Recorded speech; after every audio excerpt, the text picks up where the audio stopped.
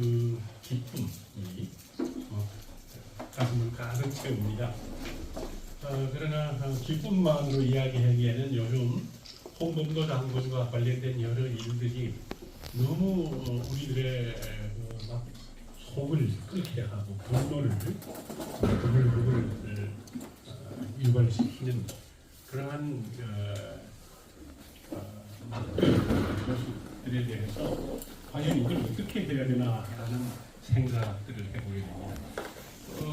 저는 자주 그런 생각을 합니다. 옛날 우리가 이제 한국 근현대사 공부를 쭉 이렇게 해 왔었는데요. 늘 보면은 그 역사 공부의 윤곽 속에는 선과 악이라고 하는 게 있었거든요. 선이라고 하는 것은 영웅혹을 자기 온몸을 바쳐서 그야말로 나라와 결의를 구하고 위기에서 구하고 발전시키는 일에 온몸을 바쳤던 그러한 분들이 이제 대개 선에 속하고 악에 속하는 분들은 그런 분들에게 해코지를 했더라고요. 그런 분들을 잡아서 어떻게든지 적에게 팔아넘기고 이익을 챙기고 자기 일파들, 자기 뜰거지들의 신상의 이익만을 위해서 노력했던 악질 고등계 형사, 밀정, 매국노 반역자, 친일 경찰, 친일 관리, 친일 군인 얼마나 많은 그러한 악당들이 있었겠습니까? 좀 살다가 선임도 죽고 악인도 죽고 다 죽었습니다. 그런데 세상을 떠난 그들이 아주 떠난 게 아니라 선인으로서의 어떤 선의 뿌리를 후대에게 계속 남겨주어서 그 얼굴도 모르고 핏줄도 다르지만은 그러나 정신적으로 그러한 정신을 배달받고 계승한 그러한 분들이 의로운 일을 계속 해가고 있고 악당놈들은 악당놈들대로 또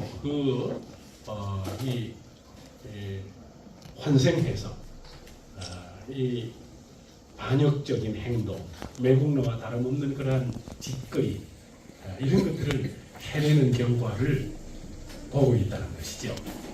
참 무서워요. 절대로 한 인간의 몸뚱이는 부서져서 사라질지언정 그가 이렇게 살아생전에 뭔가 쌓았던 업 이런 것들은 소멸되지 않고 반드시 후대로 이어지는 그러한 것을 우리는 똑똑히 지켜보고 있습니다. 홍범도 장군과 관련해서 일어나는 여러 일들이 그렇습니다. 세상에는 우리가 이제 기본적인 어떤 규범, 룰이라고 하는 게 있죠. 해서는 안 될지 어느 정도까지는 허락이 되지만은 그 정도를 넘어서면은 그것은 그만 지탄받는 행동. 그러니까 그러한 어떤 활동의 범위 안에서 우리가 되게 살아가잖아요. 가족도 그렇고 우리 사회도 그렇고 그런 규범 속에서 살아가는데 그러니까 그 규범 안에는 교양과 상식과 이러한 것들이 어쨌든 부동의 가치로 딱 고정되어 있어서 그것은 정말로 다쳐서는 안 될 것, 손을 대서도 안 될 것, 변조해서도 안 될 것 이런 것으로 모두가 다 공통적으로 인식하고 있잖아요. 안중근 의사에 대해서만도 그렇고 윤봉길 의사도 그렇고 홍범도 장군도 그렇죠.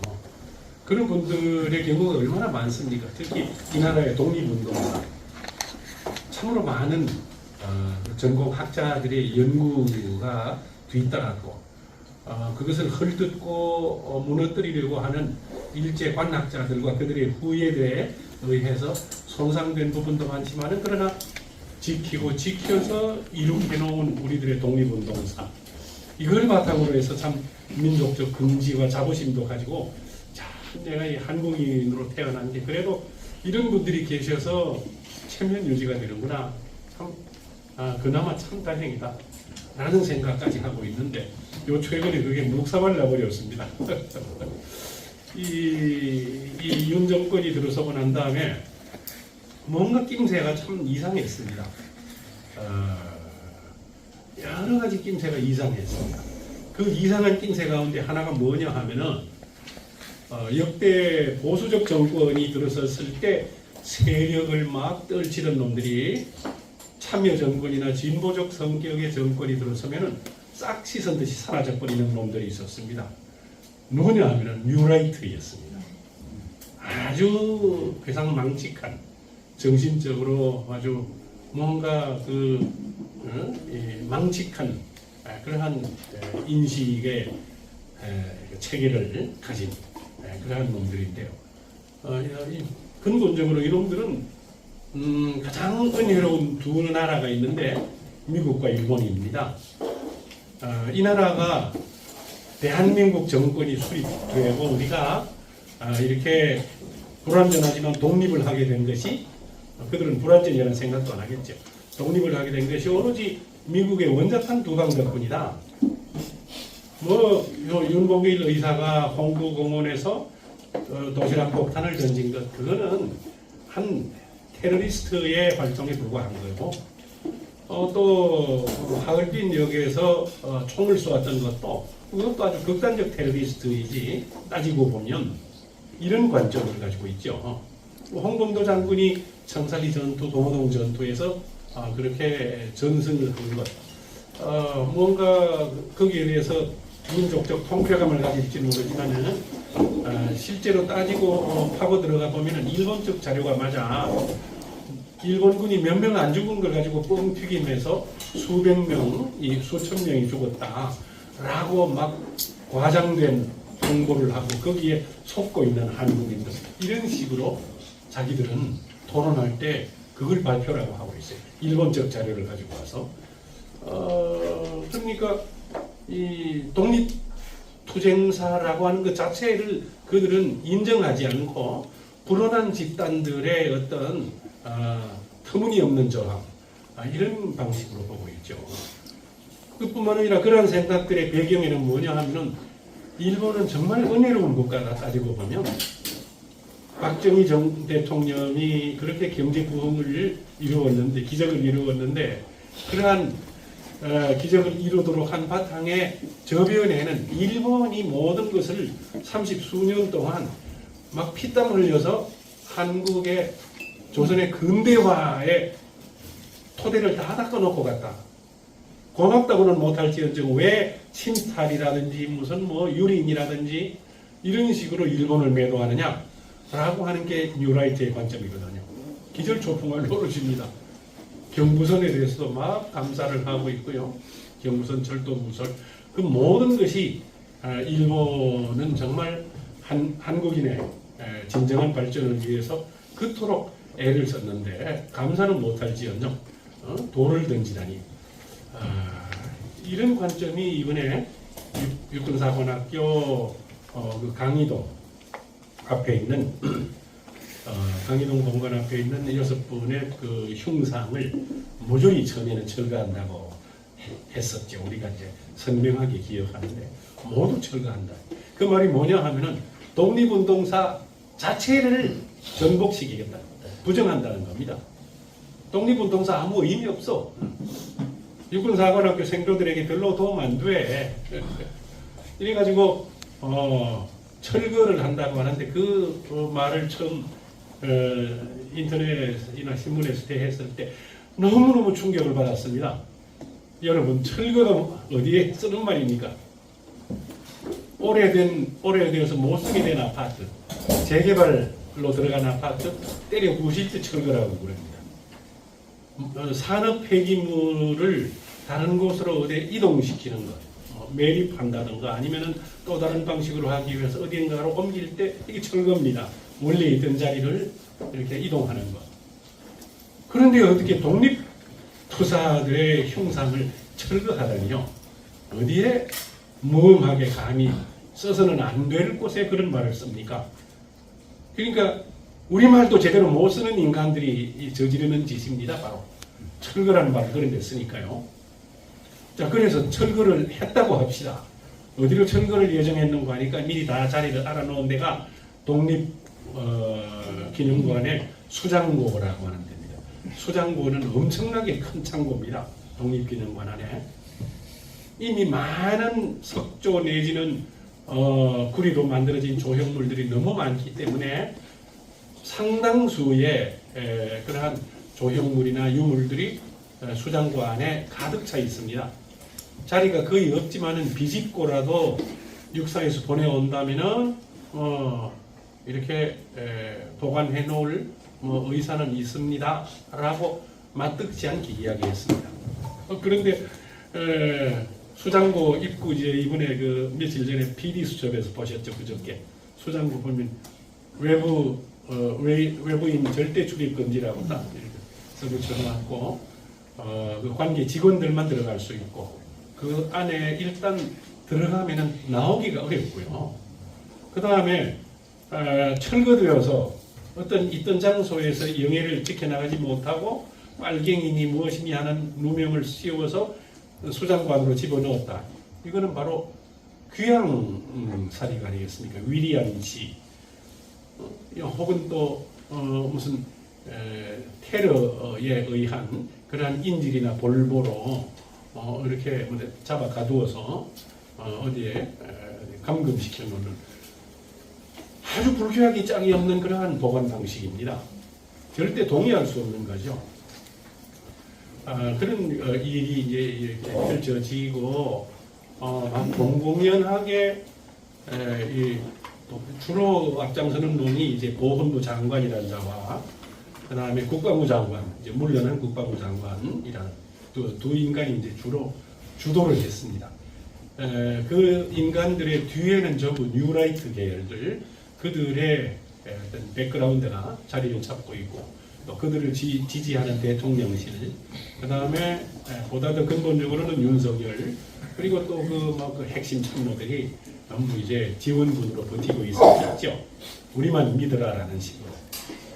마구 밀어붙이기 식인데 아마 그들도 막무가내로 나가게 되는 그 이전에 어떤 구수회의를 했을 것이고 이렇게 해가지고 반대를 무릅쓰고 했을 때 어떤 이익을 우리가 누릴 수 있나 계산 충분히 했을 것 같아요.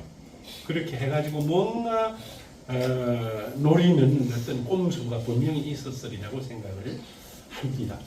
참 불쾌하기 짝이 없는 일들이 언제부터 벌어졌는가? 이거 8월 27일부터 벌어졌습니다. 지금 국방부 장관이 된 아주 상판되기도 아주 흉측한 신원식이라는 자가 아주 기분이 나빠요. 인상이요. 그 인간이 그 국회에서 그랬습니다. 홍범도 장군을 일컬어서 다른 육군사관학교의 5분의 형상은 너무 반대가 심하니까 거기다가 또 자기 친조부의 형상을 건드린다니까 그때부터 막 꼭지가 돌았습니다. 그래가지고 막 국방부 장관에게 보내는 공개 질의서 막 발표하고 그리고 국방부 장관을 물러나라. 이게 도대체 무슨 짓이냐 하고 막 엄청난 비판과 반대를 하니까 깜짝 놀란 이 집권 세력들은 5분은 그대로 둔다. 그 자리에는 안 두지만 육사 안에 다른 곳으로 옮기는 것은 분명하다. 그러나 홍범도 장군의 경우는 뼛속까지 빨간 빨갱이고 빨치산 출신이고 소련 공산당에 가입을 했고 그래서 절대로 그 자리에 둘 수가 없다. 사관 생도들에게 절대로 표본이 아니다. 모범이 아니다. 어딘가로 옮기는 것이 맞다. 철거해야 된다. 그렇게 신원식이가 막 밀어붙였습니다. 마구 밀어붙였습니다. 아주 막 폭력적인 발언 가운데서도 제일 어떤가는 그러한 폭력적인 발언이었죠. 대구의 YMCA 해서 주관한 그 홍범도 관련 세미나 때도 어느 그 대학의 국사학자 한 분이 그런 이야기를 하셨습니다. 참으로 그 이야기를 듣고 자기는 웃었다. 전공자로서. 홍범도 장군은 1868년생인데 조선시대 사람인데 볼셰비키 혁명이 러시아의 10월 혁명이 1917년에 일어난 건데 그때 홍범도 장군의 나이는 48세였다. 평균 수명이 그 당시 평균 수명이 37, 8세에 이른 당시에 47, 8세는 이미 상노인의 초반입니다. 조선시대 사람한테 공산주의자가 무슨 말이냐, 뼛속까지 빨갱이라니 이런 그 말씀을 하고 막 어처구니 없이 웃고 하던 뭐 그런 일도 있었습니다만, 홍범도 장군은 대체로 이제 드러난 이력이지만 일자무식군입니다. 그 족보가 뭔지 사실 알 수 없어요. 남영홍 씨지만은 아마도 이렇게 짐작컨대 평안남도 양덕에서 태어나셨으니까 그 조상 그때 조상이 홍경래 쪽과 무슨 관련이 있을 것 같고, 그리고 그 막 홍경래 난이 일어나고 난 다음에 홍경래도 사실은 혁명가였잖아요. 그리고 그 혁명이 성공했다면 제왕이 되었겠지만 실패했으니까 아주 막 악질 반역자가 되어서 그 3대 구족까지 다 멸하고 부관 참시하고 다 이렇게 그쳤죠. 그러니까 홍씨들은 전부 막 성도 감추고 아니면은 막 전부 어디로 도망가서 막 살거나 이렇게 자기를 감추고 살아가던 홍씨 일족의 한 사람으로서 그렇게 태어난 게 아닌가 싶고, 아버지도 머슴이었고 어머니는 일찍 일주일 만에 세상 떠나고 9살 때 아버지마저 돌아가고, 홍범도도 어릴 때 머슴을 했고 꼴머슴을 했고 홍범도의 삶은 고난의 연속이었습니다. 그러니까 홍범도 생애를 내 전체 4구간으로 두고 본다면 어린 시절과 성장기 뭐 하는 일마다 안 배웠죠. 늘 막 그냥 밑바닥 천민의 신세였고요. 학교라고는 문 앞에 가본 적도 없고, 그러니까 문맹이죠. 자기 이름도 잘 못 썼어요. 그런데 세상 돌아가는 것을 눈치로 이렇게 알아채고는 15살에 그러니까 탁월한 체격이 워낙 컸대요. 15살인데 이미 키가 한 178쯤 되었고, 나이를 속여서 17, 8살이라고 하고 90 군대에 지원해서 들어가서 군복을 입고 군대에서 나팔을 불었습니다. 나팔수, 기상나팔, 취침나팔 부는 그러한 일을 했고, 그러니까 지금 군대는 좀 많이 나아졌겠지만 예전 1950년대, 60년대 군대 그 부정부패 부조리 연세 높은 선생님들 잘 아시죠? 그 아주 악질적 장교나 하사관들 전부 군대 물품 빼다가 팔아가지고 부자 되고 하는 거.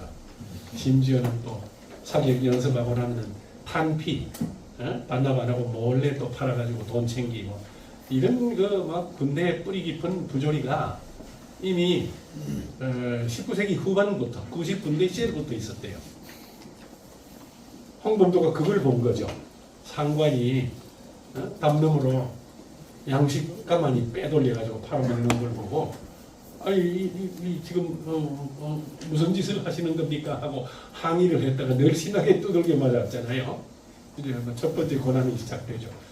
나는 입 바른 소리를 했는데 왜 나를 두들겨 패나 막 분했죠. 어느 날 밤에 그 상관을 불러내가지고 내가 뭘 잘못했기에 나를 이렇게 팹니까? 내가 뭐 나쁜 말 했습니까? 이 자식이 또 지금도 또 이래가지고 또 때리려고 할 때 번쩍 들어서 집어던졌는데 죽어버렸습니다. 힘이 세니까 상대를 집어들고 막 격투기 하듯이 집어던졌는데 숨이 끊어졌죠. 살인범에다가 군대 안에 그대로 있으면 감옥을 가서 사형을 받을 수도 있는데요. 도망을 쳤죠. 탈영병입니다. 살인자의 도망병. 그래가지고 황해도에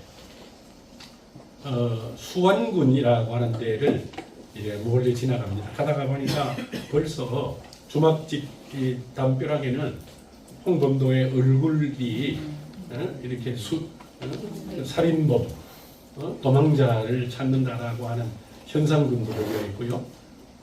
함부로 못 다니잖아요. 이제 그 종이 만드는 공장에 가서 아주 신기하니까 구경을 하고 있으니까 공장의 사장 주인놈이 아이 너 몇 살이냐 아주 힘이 좋게 생겼구나. 여기 와서 이 일을 도우면은 밥도 주고 월급도 주고 편하게 지내도록 해줄게. 솔깃해가지고 이제 일을 했습니다. 몇 달 동안 일을 뼈빠지게 했는데도 월급을 안 줍니다.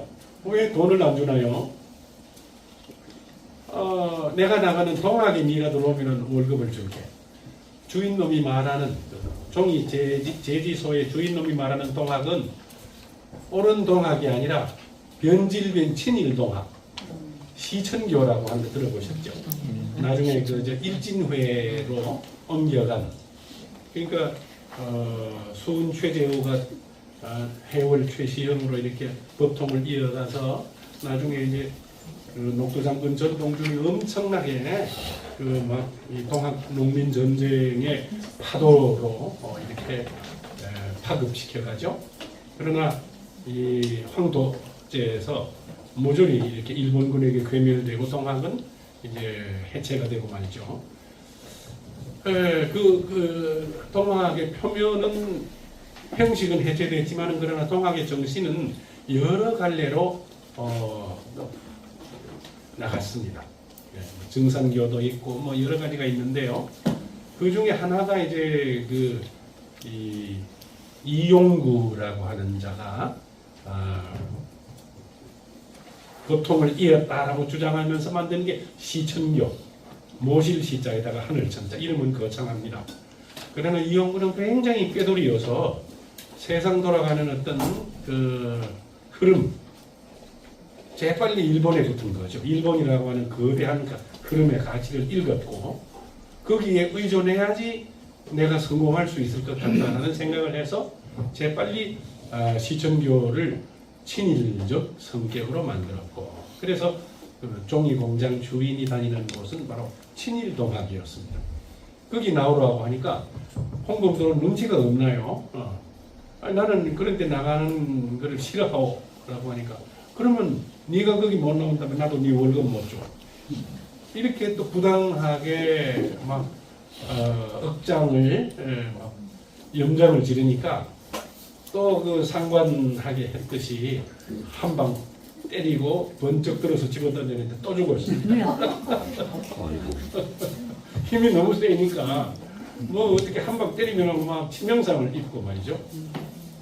그 홍범도 장군 6월 봉안에 올 때 의사가 따라갔는데 그 이제 금시의 의사죠. 그 무릎뼈 슬개골, 무릎뼈에서부터 대퇴골까지가 보통 성인의 뼈보다도 20cm가 더 길더래요. 그래서 전체 신장을 추정해 보니까 아마도 194좀 되어요. 어마어마한 체력입니다. 한국인으로서는 그죠. 네. 거기다가 막 코수염 길렀죠. 그 함경도에서 의병대장 할 때 보면 카리스마가 대단합니다. 그러니까 이 몸속에서 펄펄 끓는 어떤 기운, 억제할 수 없는 어떤 힘, 이런 거를 타고난 것 같아요. 하늘이 낸 인물이죠. 아무 평범한 사람이 아니잖아요. 그래서 이제 종이 공장에서 두 번째 살인을 저지르고는 더 이상 올 때 갈 데가 없잖아요. 이래서 이제 생각도 못해서 머리를 깎고 중이 될 생각으로 금강산을 찾아가는데, 황해도에서 금강산까지 아주 위험한 코스죠. 정식 도로로는 못 가고 산길로 이렇게 밤이면 이동해 다니면서 금강산에 당도해가지고 이제 중이 되는데, 그때부터 문명에서 벗어나기 시작합니다. 절이라고 하는 것은 참 대단한 곳이에요. 그 큰 스님이 상가가 되어서 글도 배우고 또 인격 도야도 하고, 그리고 또 금강산 신계사에 옛날 임진년에 계셨다는 사명 스님과 또 서산대사 스님의 살아가신 이야기를 스님들로부터 쭉 듣고 그러한 공부가 엄청난 감화를 가질 수 있게 했겠죠. 그래서 홍범도는 금강산 신계사에서 새로 태어나는데요.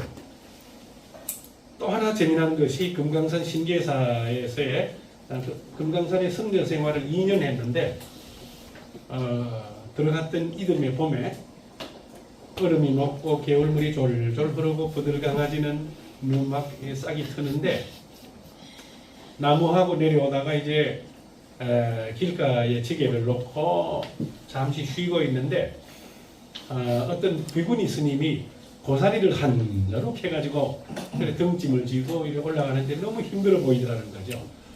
아이 스님 너무 무거워 보이는데 어느 절에 계시오?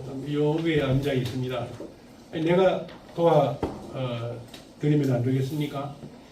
그 고사리 자루를 냉큼 받아서 어깨 위에 지고 그냥 그 암자까지 이제 둘이 비구와 비구니 두 사람이 걸어가면서 이야기를 주고받죠. 어떻게 해서 이래 스님이 되셨나요? 뭐 여러 내력을 이야기하다가 눈물도 흘리고 뭐 위로도 하고 그러다 보니까 또 만나고 젊은 청춘 남녀가 만나다 보니까 스님인데 보면 정이 들었어요. 아이가 사랑이 싹이 트고 그러면 해서는 안 될 짓까지 하고 악의까지 가지게 되죠. 네. 그러니까 그런 어떤 변화의 흐름을 큰 스님, 지람 스님은 다 읽고 계시고 그래서 너희들은 내가 처음부터 보았지만은 평생 승려가 될 운명이 아니란다. 너희들이 살아갈 길은 따로 있으니까 이 길로 속가로 나가도록 해라. 그래가지고 이제 환속을 하죠. 처가가 있는 곳이 북청입니다. 북청, 함경, 또 북청. 그곳을 향해서 가는데 가다가 또 여러 위기를 만나거든요. 뭐 건달놈, 뭐 희롱도 받고 이 경찰 보조원 놈으로부터 막 수색을 당하는데 그놈들을 또 두들겨 패고 막 도망을 치고 여러 위기를 겪으면서 나중에는 같이 갈 수가 없으니까 아내를 진정으로 혼자 가도록 하고 이제 자기는 단신으로 산골짜기를 헤매 돌면서 일종의 비적 비슷한 활동을 하게 됩니다. 그러다가 자기하고 비슷한 사람을 만나서 또 협동을 하기도 하고 그게 또 힘들어지니까 나중에는 한 1, 2년 뒤에 아내가 있는 북청을 찾아가서 가보니까 아들이 태어나 있어요. 아들 이름을 양순이라고 지은 것도 알았거든요. 그리고 단란한 가정생활을 부부생활을 시작하는데 저녁이면 이제 따뜻한 국과 밥이 상위에 올라오죠.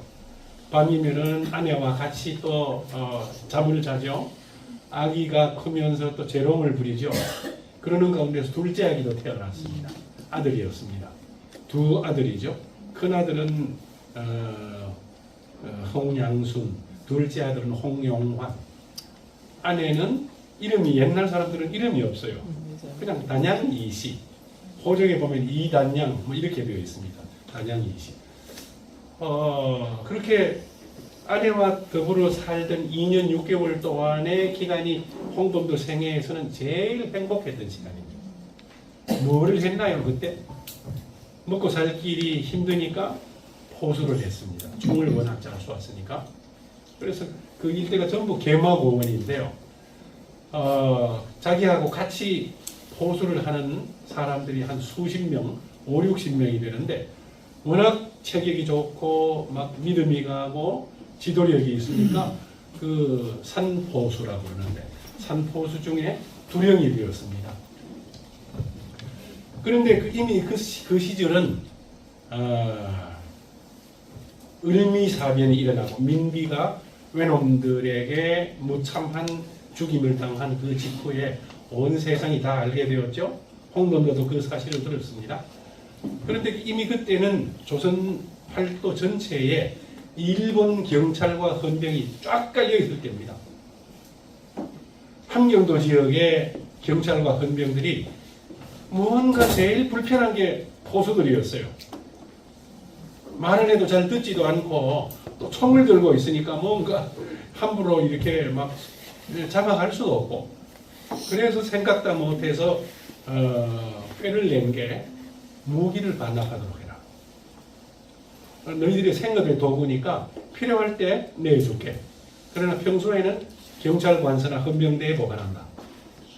총기 및 무기 소지에 관한 건이라고 하는 법령을 제정해가지고 공포를 했고, 포수들에게 반납하도록 명령을 했습니다. 홍범도를 비롯한 산포수 수십 명은 회의를 했는데 100이면 100사람이 전부 무기 반납을 반대했습니다. 자, 이때부터 뭡니까? 집에 있을 수가 없죠. 일본 경찰이 체포하러 오니까. 그래서 모든 포수들은 산골로 들어갔습니다. 개마고원 일대에 산형지리를 손바닥에 손끝보다도 더 잘 알죠. 어디로 가면은 물이 샘이 있고, 어디로 가면은 동굴이 있고, 어디로 가면은 절벽과 낭떠러지가 있고, 어느 길이 편하고, 어느 길이 지름길이고, 이거 환이다 하니까요. 일본군은 작전 지도라고 만들었지만은 포수들의 그러한 산형지세를 파악하는 능력보다도 훨씬 떨어지죠. 이래가지고 산속으로 들어간 홍범도와 그 산포수들은 자연스럽게 홍범도 의병대가 되었습니다. 그리고는 자기들을 잡으러 오는 일본 군대, 일본 경찰들과 요소에서 전투가 벌어집니다. 크고 작은 국지전 전투가 벌어집니다. 이 전투 방식이 뭡니까? 치고 빠지는 방식. 바로 게릴라 전술이고요. 그리고 눈이 많이 왔는데 그 눈 위에서 자기들의 흔적을 감추기 위해서, 속이기 위해서 지피를 좀 거꾸로 신고 걸어가도록 했다고요. 그러면은 뒤쪽으로 간 줄로 알고 그러죠. 숨어버리면은. 그러니까 이것도 홍범도 장군의 머릿속에서 나온 전술이고, 그 외에 또 재미난 것은 예를 들어서 젊은 의병들이 자꾸 이제 보충이 되어서 한 500명쯤 되었다고 합시다. 이 500명을 10개 부대로 나누었습니다. 50명씩. 그래서 이 10개의 부대를 전부 각각 홍범도 의병대로 이름을 붙이고, 하나는 북청, 하나는 갑산, 하나는 또 운흥, 하나는 또 삼수, 이런 쪽으로 동서남북으로 다 파견해가지고 일본군과 전투를 벌이는데, 일본군으로서는 미칠 노릇이죠. 어제 북청에서 홍범도 부대가 나타나서 깨어졌는데, 저 갑산에서 또 홍범도 부대가 나타나서 일본군이 또 박살났다거나, 아니 홍범도 부대는 축지법을 쓰나? 거리가 상당한데 어떻게 이동할 수가 있어? 그래서 이제 함경도 지역 주민들은 홍범도에 대한 신뢰가 굉장히 높아졌습니다. 펄펄 나는 홍범도, 여기에서 나온 말입니다. 날빛자, 비장군, 펄펄 나는 홍범도. 그냥 축지법을 쓴다, 바람같이 날아다닌다, 홍범도는 인간이 아니다, 여러 가지 이야기가 돌 뿐만 아니라, 그렇게 민간의 신뢰가 높아지니까 양식이 몰래 들어오고, 군량미, 그 다음에 돈을 가진 자들이 돈을 보내오기도 하고, 또 아들을 홍범도 의병대에 믿고 보내기도 하고, 이래서 함경도 시절에 홍범도 의병대는 정말 행복했습니다. 이 봉오동 청사기 때보다도 더 단합도 아주 강하고, 전투에 승리를 하고 나면은 몰래 연락이 온대요. 어떤 마을에서 돼지를 잡아서 저녁을 준비해 놨으니까 산에 올라가시기 전에 꼭 식사를 하고 가시도록 몰래 연락이 온대요.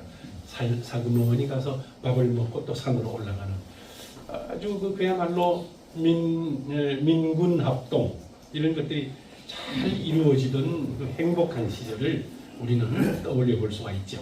그러나 일본군은 계속 당하고 있을 놈들은 아니겠죠.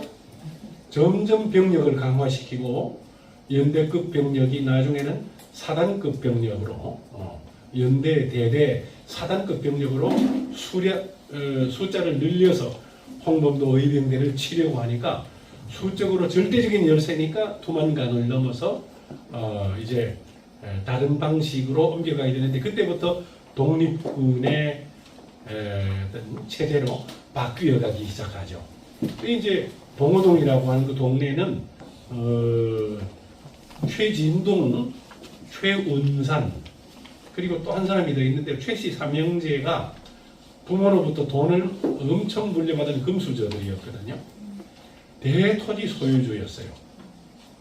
그런데 돈과 양식이 많으니까 늘 마적대가 공격해오는 표적이었습니다.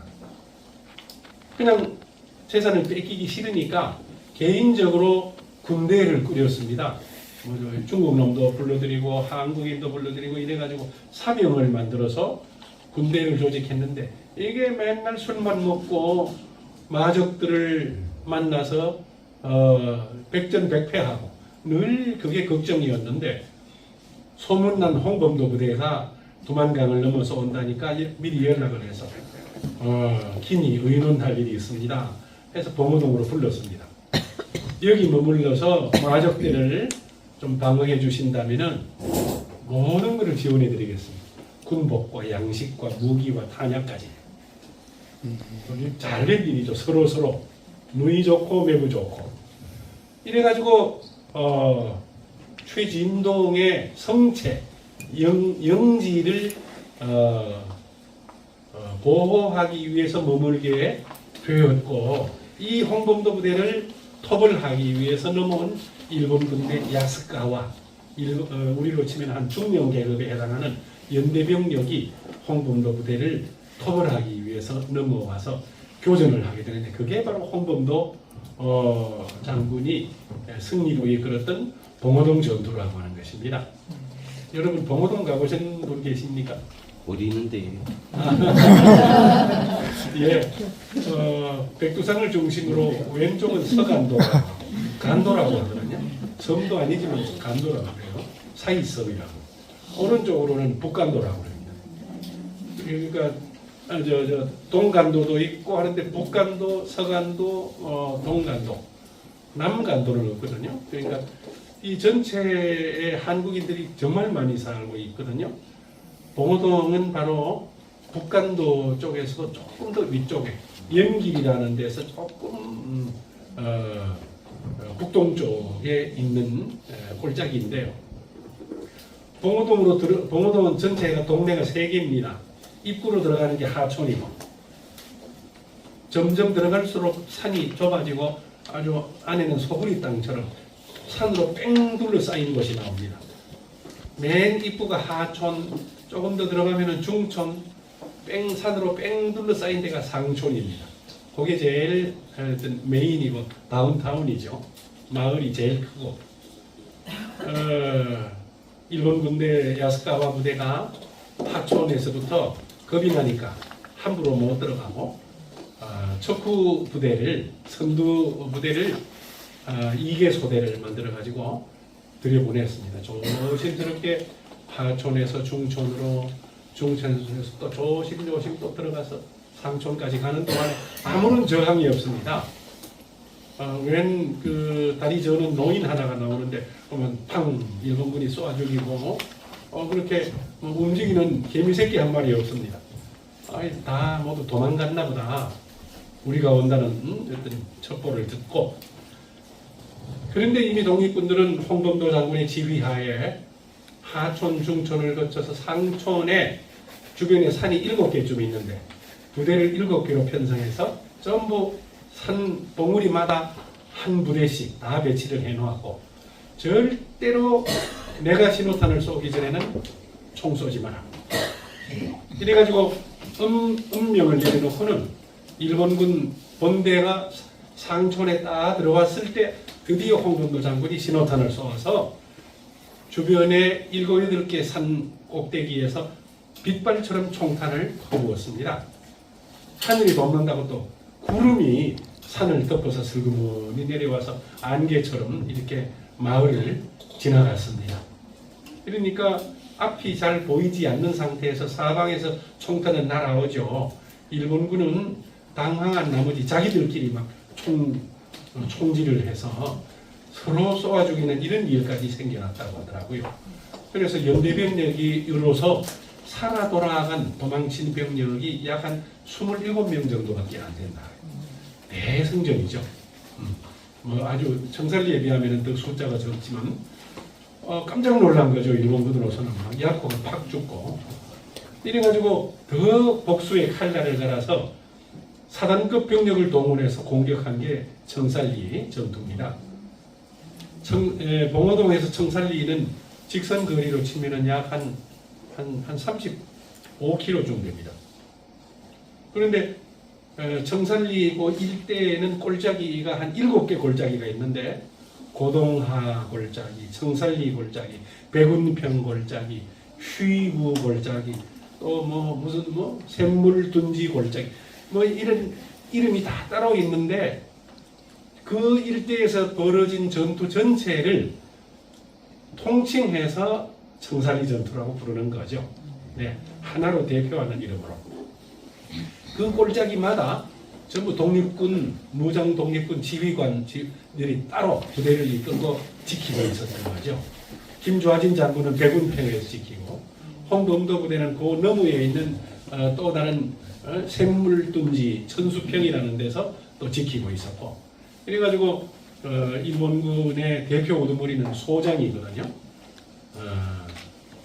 소장이 지휘하는 일본군 부대가 자기들도 첩보가 나 있으니까 여러 군데로 흩어져서 이제 독립군들과 교전이 벌어지는데, 김좌진 장군은 백운평에서 일본군 부대에게 밀려서 죽을 위기에 처했대요.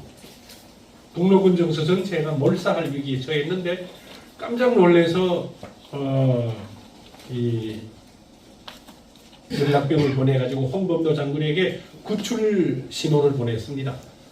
홍범도 장군은 직접 부대를 이끌고 산등성이를 넘어가서 위기에 빠진 김좌진 장군과 그 북로군 정서를 구출해 주었습니다. 이런 일이 있었는데도 불구하고 김좌진 장군의 직속 부하인 이범석, 철기 이범석, 다른 독립군들 전부 다 죽고 변절하고 막 아주 질이 멸렬했죠. 홍범도 장군은 소련에 남고, 김좌진은 일본 경찰과 일본군이 득식을 하는 만주로 다시 돌아왔습니다. 어디 뿌리를 내릴 수가 없잖아요. 그리고 김좌진을 따르는 부하들은 한 40명 정도밖에 안 됐거든요. 그리고 자유시에서 도망친 거죠. 전투를 피해가지고. 김새가 이상하니까. 최진동도 도망쳐오고요. 최진동은 도망쳐서 자기 재산이 있는 봉오동으로 돌아갔고, 김좌진은 돌아오다가 저 어디 만주 영안이라는 데서 머물렀는데요. 워낙 먹고 살 길이 막연하니까 거기서 비적질을 했대요. 알려지지 않은 사실입니다. 김좌진 부대가 민가에 들어가서 양식을 훔치고 분유자를 욕보이고, 그 현지에서 나온 이야기들입니다. 그러니까 만주로 돌아온 김좌진은 아주 형편없는 불명의 상태였죠. 그 이제 영안에 머물고 있을 때 일본군 정보부에서 김좌진에게 찾아갔습니다. 너무 힘드시죠? 뭘 하시고 싶나요? 난 여기서 방앗간이나 했으면 좋겠어. 우리가 도와드리겠습니다. 일본군 작전지휘부에서, 정보부에서 돈이 김좌진에게 전달되어서 방앗간을 채워주었습니다.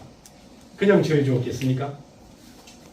청산리 전투 때 같이 가담했던 독립군 부하들의 명단을 좀 작성해 주세요. 누가 어디 살고 있는지. 그렇게 해가지고 많이 죽었습니다. 잡혀가서. 김좌진의 밀고로. 이게 하나도 알려지지 않는 사실이거든요. 너무 행패가 심하니까 공산주의 계열의 이상실이라고 하는 청년이 찾아가서 총으로 김좌진을 암살했지 않습니까? 최진동 장군, 봉오동 전투에 모든 토대를 제공했던 최진동도 돌아가서 똑같은 짓을 했습니다. 일본군 정보부에 매수가 돼가지고 봉오동 전투와 청사리 전투에 참가했던 부하들을 죽음으로 전부 빠뜨리게 했던 살인마가 되었습니다. 뿐만 아니라 너무 모범적으로 활동하니까 최진동은 일본으로 초청받아가서 도조 히데키, 일본의 내각 총리 대신이었던 도조 히데키에게 훈장을 받고, 뿐만 아니라 일본 궁성으로 초청받아가서 히로히토의 격려와 악수와 돈까지 받았다고 합니다. 독립군 부대장이 이런 경우가 있나요? 제가 이제 처음에 홍범도 장군 서사시를 쓸 때 중국 쪽에서 나온 그러한 자료 전부 조사해가지고 작품을 최진동의 일대기를 썼는데, 그 안에서 그것 때문에 제가 아주 곤욕을 치르었습니다. 미국 맨하탄에 산다는 최진동의 손자가 저한테 전화해가지고 막 공갈 협박을 하고, 내 할아버지를 왜 욕되게 썼나, 네 작품에서 빨갱이들의 이야기를 듣고 거짓말 정보를 듣고 이런 글을 썼지. 내가 변호사를 사서 너에게 아주 엄청난 고통을 가할 거야. 용서를 비는 방식이 있어. 뭐냐? 네가 냈던 책 전부 회수해가지고 절단기에 돌려서 없애고 서울의 육계신문사에다가 공개 사과를 해. 이런 이야기를 공갈 협박을 해서 한 2년 동안 무척 힘들었습니다. 그래서 저도 나름대로 방어하기를, 그 당시에 도올 김용옥이 이제 EBS 파견으로 만주 일대에 가서 최진동의 그 매국노의 행각을 전부 조사해가지고 1시간짜리 다큐멘터리로 보냈거든요. 그래서 도올 김용옥의 이름을 앞세우면서 한국사 전공자들과 도올 김용옥이 이 사실을 알고 공동 대응을 하기로 했다. 해볼 테면 해보시오 라고 했더니 그 후에 연락이 없었습니다. 그 후에 최근에 참 이야기를 들었더니 죽은 지 한 2년 된다고 그래요. 최진동의 손자가 세상을 떠났대요. 중국이 공산화되기 전에 자기 할아버지의 땅을 전부 팔아가지고 미국으로 망명 가서 맨하탄에서 빌딩 사고 아주 막 부자로 그렇게 살아간다는 이야기를 들었습니다. 그 최진동의 무덤은 지금 어디 있는지 아십니까?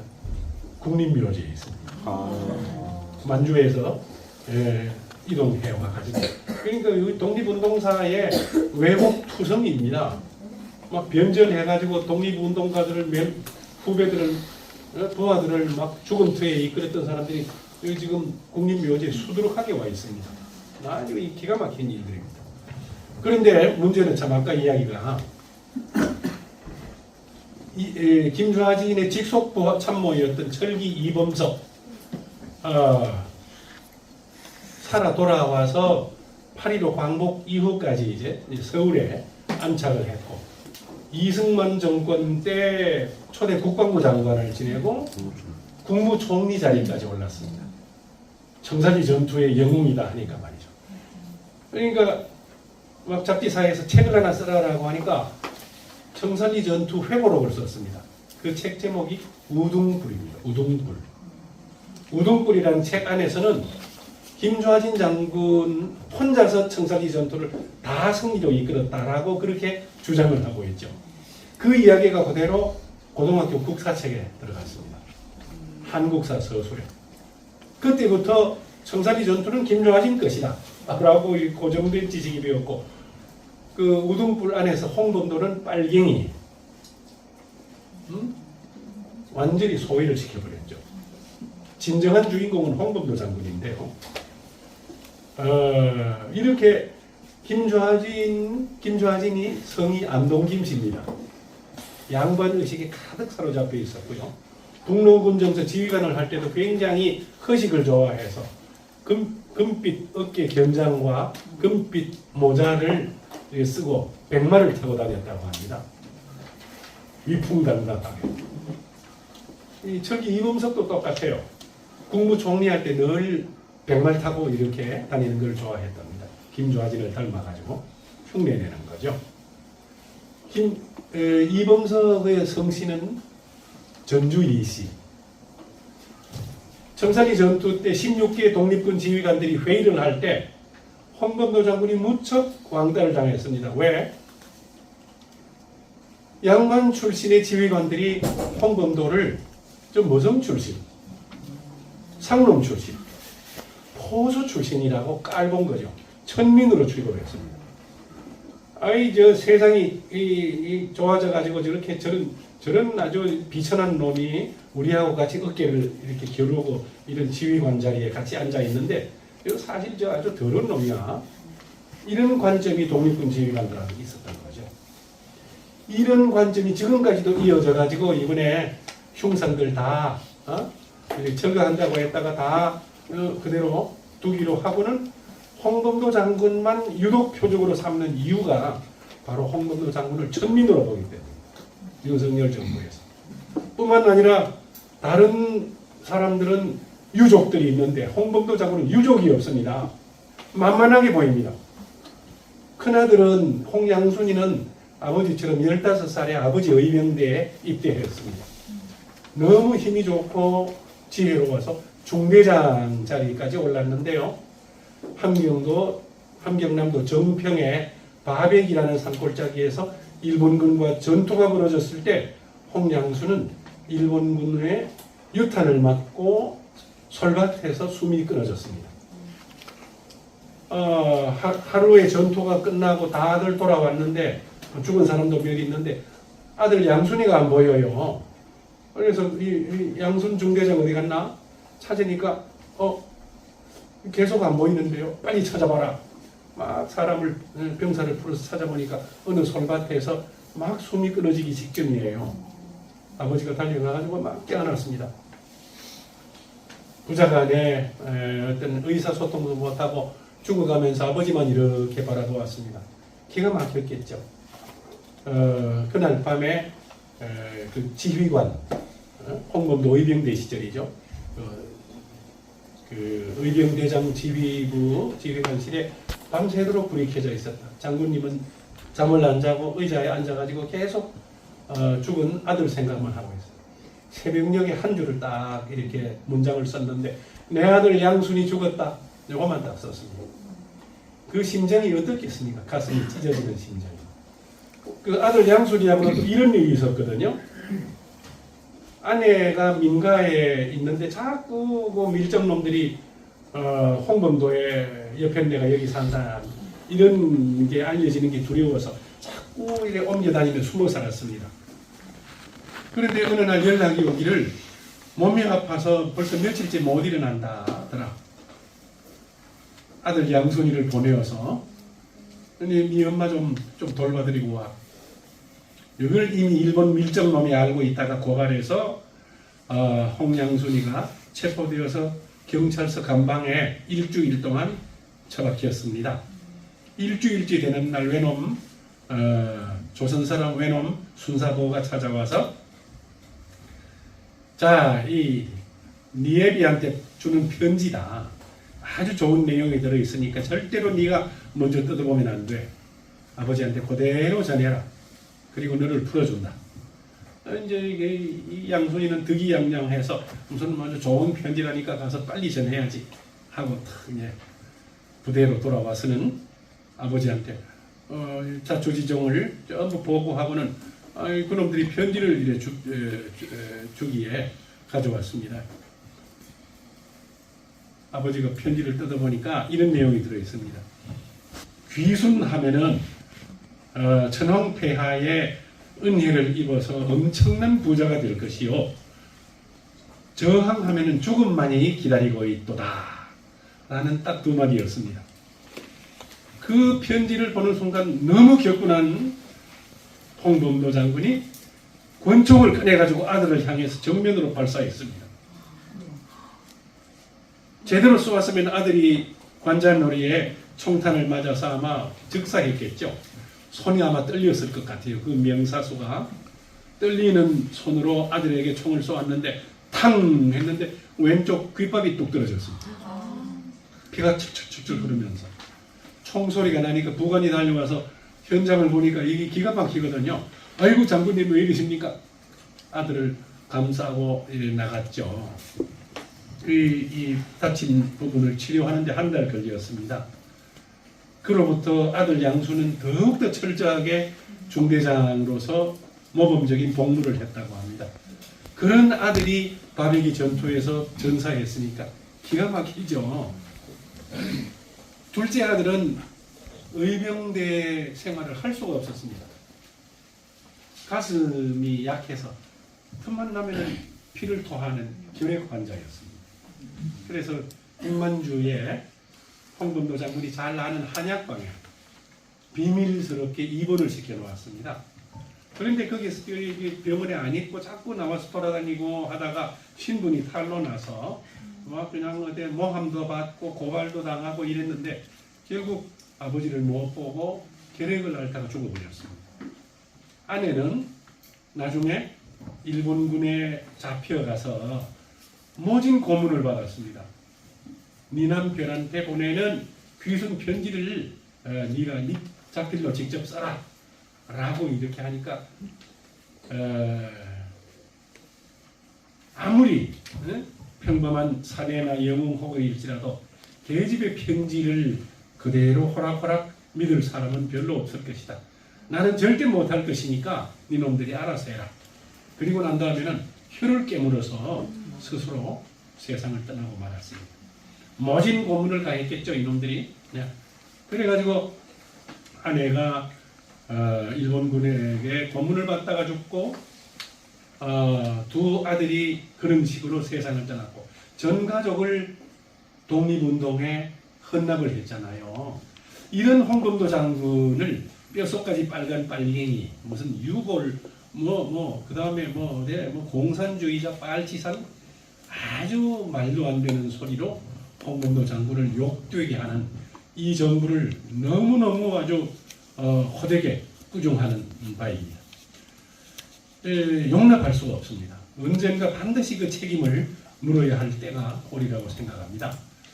뿐만 아니라 이제 그 청산리 전투, 봉오동 전투를 승리로 이끌고 나니까 일본군이 또 당하고 있을 수만은 없죠. 이번에는 2개 사단병력 약 2만 명가량을 함경도와 평안도에서 차출해가지고 벌떼같이 만주 일대를 초토화시켜버립니다. 조선 사람 마을을 수상한 조선 사람들을 전부 토벌한다는 구실로 조선 사람 마을을 들어가서 무조건 불부터 지르고 움직이는 사람들은 다 총쏘아 죽이고 임산부는 배를 갈라서 태아를 공중에 집어던져서 또 대금으로 찔렀고 그냥 미국의 선교사가 우연히 그 광경을 목격하고 미국의 신문에다가 보도까지 한 적이 있었죠. 이래 이 일본군이 저지른 만주 일대에서의 그러한 참혹한 조선인 말살 사건, 이것을 바로 간도학살이라고 합니다. 간도학살. 왜 우리 국사책에는 이런 게 안 나오는지 모르겠어요. 약 2만 7천 명 가량이 죽었다고 합니다.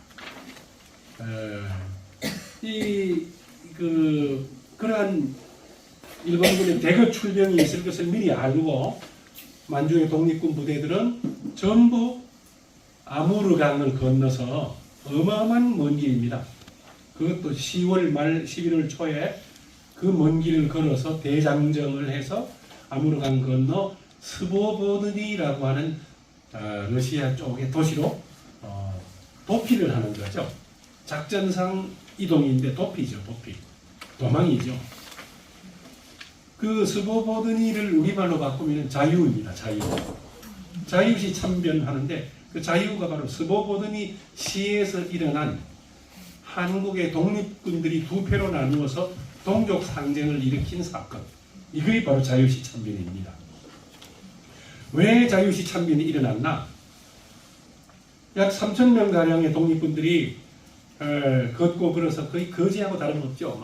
먼 길을 걸어왔고 전부 얼굴은 시커멓고 무서운 데다가 총을 전부 다 울러매었습니다. 이러니까 스보보드니 시민들이 깜짝 놀래가지고 불안하죠.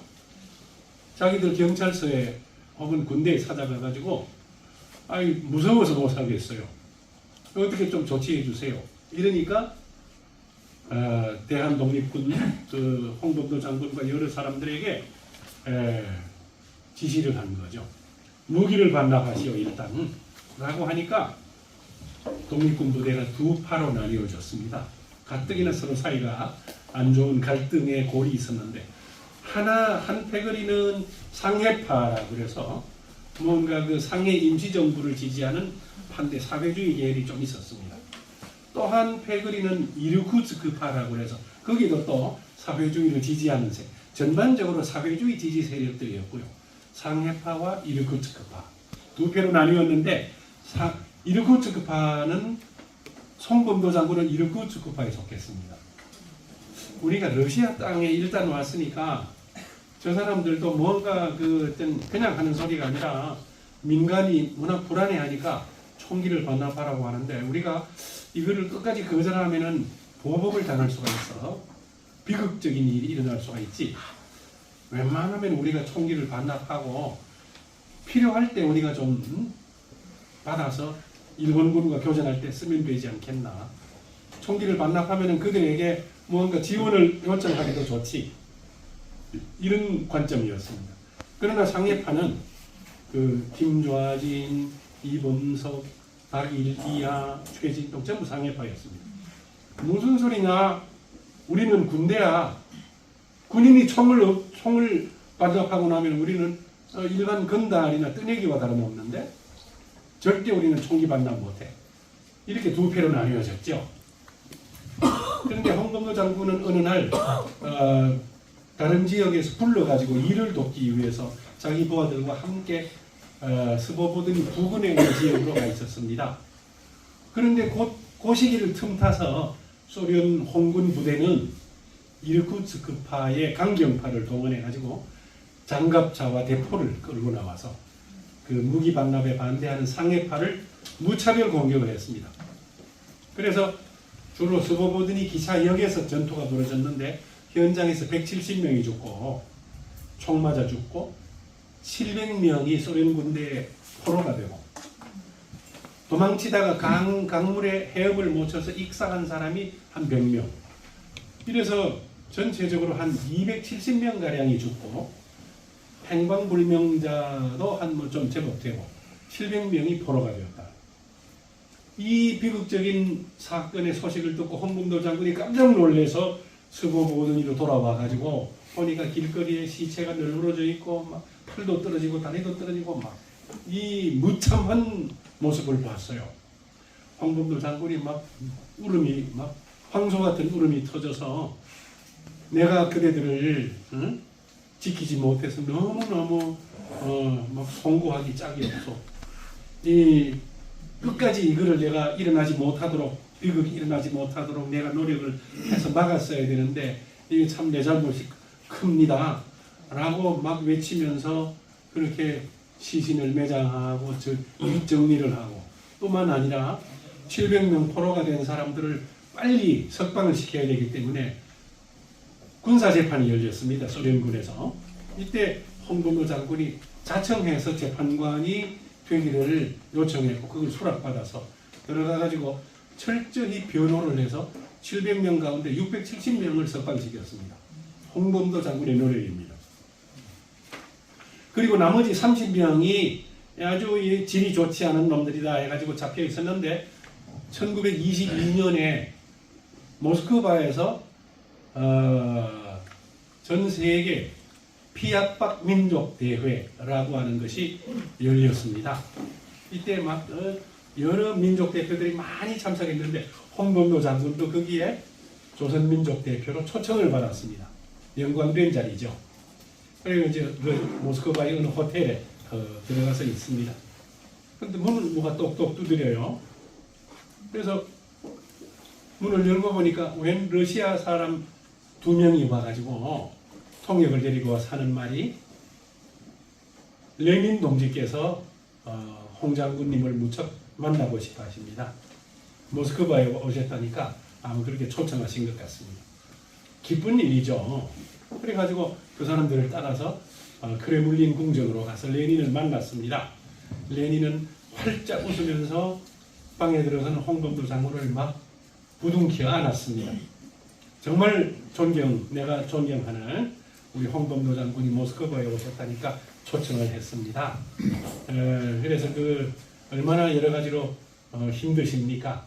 청산리 전투, 봉오동 전투, 함경도 의병대 시절 이야기를 막 그렇게 묻더래요. 그리고는 또 자유시에서 일어난 비극적인 사건에서도 또 물어요. 레닌도 어느 정도 알고 있죠. 그래서 이야기가 나온 길에 홍범도 장군은 레닌에게 그때 제 부하들이 다 풀려났는데 아직 30명이 감옥에 있습니다. 억울한 감옥살이를 하니까 이분들도 좀 풀어주십시오. 이래가지고 풀려났습니다. 레닌이 즉시 연락을 해가지고 그 30명도 홍범도 장군이 노력해서 석방시켰습니다. 그런데 어떻게 국방부 공식 문서, 언론에 배포한 공식 문서에는 악랄한 악의에 찬 문장이 있는데요. 수보보든이 지역으로 진입한 수천 명 독립군들을 몰살시킨 주범은 홍범도다. 이런 문장이 있어요. 이 기절초풍할 일입니다. 어디 학계 검정도 받아보지 않고 수천 명이 몰살되었는데, 몰살은 아니죠. 170명이 죽었는데요. 그런데 수천 명을 몰살시키는데 그 주범이 홍범도다. 이런 식으로 홍범도 죽이기 작전을 국방부가 하고 있어요. 이 외국어 대학의 반병률 교수라는 이 자유시 참변과 독립운동사 전공 학자가 있습니다. 이분이 환하게 알고 있거든요. 그런데 정말 웃고 막 어이없는 웃음을 웃습니다. 수천 명을 몰살시킨 주범으로 이런 식으로 문장을 표현하는 국방부는 정말 부서져야 된다라는 이야기를 하고요. 그리고 소련 공산당에 가입했다라고 하는데 수천 명을 소련에 데리고 갔습니다. 그들을 입히고 먹이고 실탄 지급하고 보급을 받아야 되는데 공산당에 가입 안 하면 안 주잖아요. 어떻게 줍니까? 그냥 체류민으로, 민간 체류인으로 이렇게 지원을 받을 수가 있나요? 당연히 가입을 해야 되죠. 그 다음에 중요한 문제 하나는 1920년대 소련 공산당은요, 반제국주의 세력입니다. 미국과 연합해서 일본을 적으로 삼았습니다. 미국과 연합을 했습니다. 미국과 소련이 갈라진 것은 포츠담 선언 이후에 6.25 전쟁 때부터 갈라졌습니다. 그 전에는 미국과 소련이 연합 세력이었습니다. 그러니까 우리 한국 독립군들은, 대한 독립군들은 전부 공산당에 아주 기쁘게 가입했습니다. 왜냐하면 제국주의와 싸우기 때문에. 그래서 소련 공산당에 기쁘게 가입을 했고, 그 다음에 빨치산이라고 하는데, 이 빨치산은 그 당시에 빨치산이라고 하는 용어는 영어로 말하면 파르티잔, P-A-R-T-I-Z-A-N, 파르티잔. 이게 발음하기 어렵거든요. 파티잔. 이게 북한에 들어와 가지고 발음이 빨치산이 되었어요. 고려인 사회에서도 빨치산이 되었어요. 그러니까 느낌이 빨갱이의 빨자하고 빨치산의 빨자가 똑같아요. 그러니까 연상작용을 불러일으킵니다. 지리산 공비, 무슨 한라산 4.3 때 산으로 올라갔던 빨치산, 동격으로 이렇게 보는 거죠. 1920년대 빨치산은 정확하게 번역을 하면 대한 독립군입니다. 더 구체적으로 말하면 항일 유격 때, 이게 맞는 번역이죠. 빨치산 하니까 무슨 아주 악질 공산당 살인에 이골이난 이런 식으로 해석을 하는 것은 천부당 만부당한 이야기죠. 이렇게 아주 괴기적으로 해석을 하고 있는 국방부를 우리는 어떻게 보아야 되겠습니까? 참 우리나라 정부를 이렇게 우리 스스로 이렇게 비난하고 비판을 해야 되는 이 심정이 편하지 않습니다. 그래서 지난 3.1절을 앞두고 민족의 장군 홍범도라고 하는 홍범도 장군 일대기를 848쪽짜리의 편전으로 발간을 했습니다. 한길사에서 발간을 했는데요. 책 참 잘 만들었더라고요. 2달 만에 재판을 찍었습니다. 한길사에서는 불만이죠. 나오자마자 한 일주일 만에 재판을 찍어야 되는데 2달 걸렸으니까 막 조바심 물리고 그러셨거든요. 그러다가 책이 계속 막 안 팔리니까 요즘은 너무 스마트폰에 빠져있고 책을 안 읽는 시대라서 걱정입니다 라고 하는데, 어느 날 전부 신원식과 이 윤석열과 국방부 장관과 이 국무총리와 이런 사람들의 발언 덕분이었습니다. 갑자기 책이 많이 팔려서 전체 도서의 2등까지 올라간 적이 있습니다. 놀라웠습니다. 현재 6쇄까지 찍었습니다. 저 두꺼운 848쪽짜리 책이. 깜짝 놀랐습니다. 그런데 지금은 순위가 많이 내려왔습니다. 오늘 아침에 보니까 114위인가 그렇더라고요. 그런데 8월 28일 날부터 홍범도 죽이기 작전이 시작되었는데, 그거를 보면서 홍범도 평전에 책을 쓴 사람으로서 참을 수 없는 어떤 모멸감이 들었습니다. 밤에 꿈에도 홍범도 장군이 나타나시고, 잠을 다 자고 나서 새벽 한 4시 반에 잠이 깨었는데 홍 장군의 목소리가 환청으로 들립니다. 분노한 목소리가. 그냥 방치해서는 안 되고 흘려보내서는 안 되겠다 하고는 누운 채로 스마트폰에다가도 쓰고 책상에 앉아서 막 이렇게 홍범도 장군의 말씀을 받아 적었습니다. 그래서 제가 하는 SNS, 페이스북에다가 이제 올리기 시작했죠. 반응이 뜨거웠습니다. 특히 홍범도 장군의 절기우라는 작품. 이건 아마 100만 회가량 공유가 된 것 같아요. 그것 때문에 저는 무척 유명해졌어요. 이 페이스북에서 너무 놀랐죠. 반응들이 너무 뜨거우니까. 어떤 조치가 일어났는지요. 갑자기 어느 날 저한테 무슨 페이스북을 띄우니까 이상한 쪽지 같은 게 하나 탁 날라오는데, 주황색 쪽지인데 귀하가 올린 글이 특정 개인과 특정 집단을 불편하고 불쾌하게 만드는 혐오스러운 표현이 확인되어 이에 삭제합니다. 강제 삭제를 당했습니다. 제 작품이 사라졌습니다. 콘텐츠가 없어졌습니다. 견딜 수가 없었습니다. 모욕감을. 그래서 그 사실을 다시 페이스북에 올렸더니 여러 패친들이요, 이미 다운받아서 캡처하거나 다운받아 놓으셨던 분들이 이거를 새로 올리기 시작했습니다. 그러면은 그 올린 사람들을 또 지웠습니다. 페이스북에서는. 이러니까 페이스북에 대한 성토가 일어나기 시작했고, 그 페이스북의 글들은 나중에 블로그와 카페와 막 여러 기관들로 카카오 스토리와 퍼져나가기 시작했습니다. 그래가지고 그 홍범도 장군의 절기우라는 작품은 막 모르는 사람이 없게 되었을 정도고, 이후에 제가 막 계속해서 작품을 한 10편 가까이 실었는데, 이번에는 페이스북에서 더 강력한 조치를 했습니다. 귀하는 우리가 경고를 주었음에도 불구하고 계속 불어놓은 작품을, 혐오스러운 작품을 올리기 때문에 활동을 강제 중지시킵니다. 처음에 이틀 중지시키더라고요. 그 다음에 이틀이 다 지나갈 무렵에 5일로 늘어났습니다. 5일이 또 다 지나갈 무렵에 일주일로 연장합니다. 옛날 학창시절로 말하면 못된 행동을 하는 학생에게 유기정학을 주는 거하고 똑같습니다. 정학당했습니다. 페이스북에.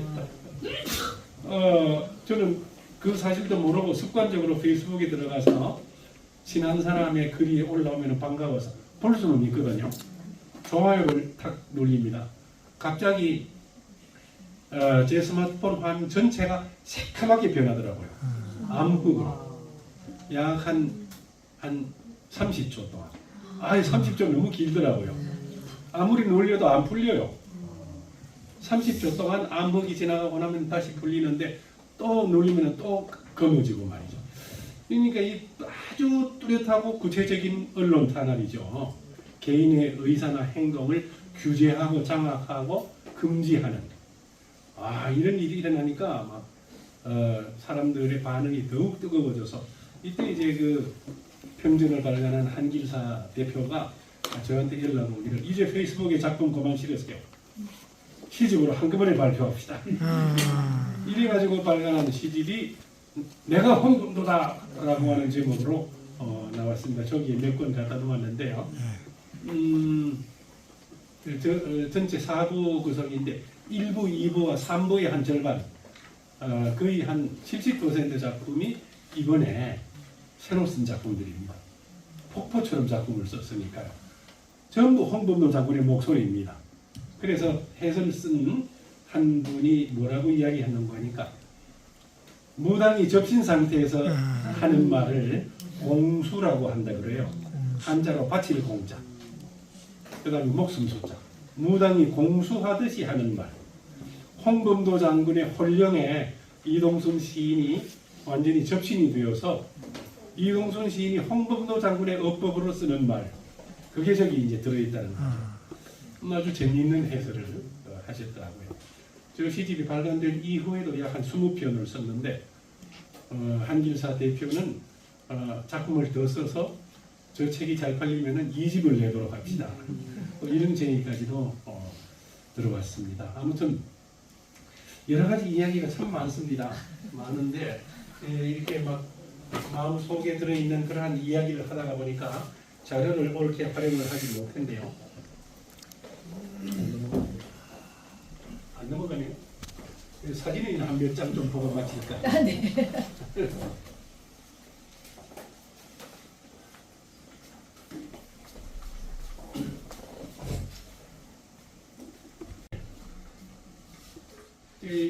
제가 홍범도에 빠지게 된 계기는 저의 조부님 때문입니다. 아까 말씀드렸던 대구 형무소에서 옥사하셨습니다.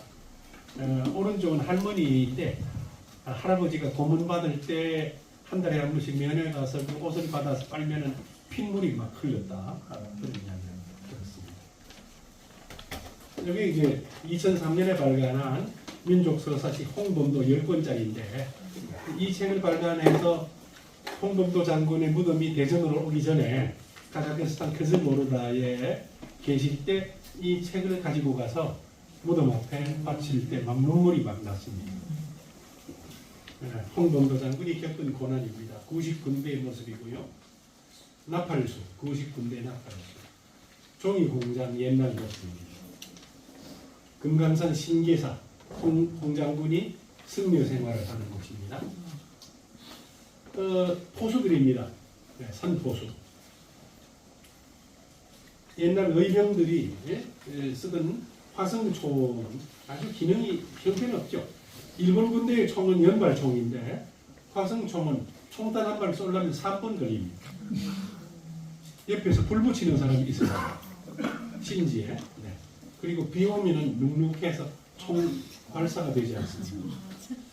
의병대장 시절에 함경도에서의 홍범도 장군의 위풍당당한 모습입니다. 참 멋있죠? 진짜 항일 유격 대장 같은 느낌이 듭니다.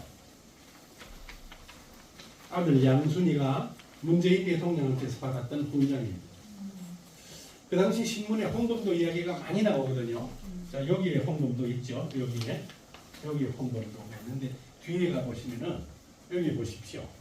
무장단의 부하 70명 결사대 홍범도 일파의 수령 어쩌고 이러고 여기에 독립군의 두목 홍범도 소식 국민회 두목 홍범도라 하면 음모단 중에서 제일 무서운 두려움으로 이렇게 나오죠. 친일 계열의 신문에도 홍범도 장군을 아주 공포의 존재로 묘사합니다. 홍범도 부대가 대거 준비해서 막 어디 그 국경 지역을 침투한다 이런 소식.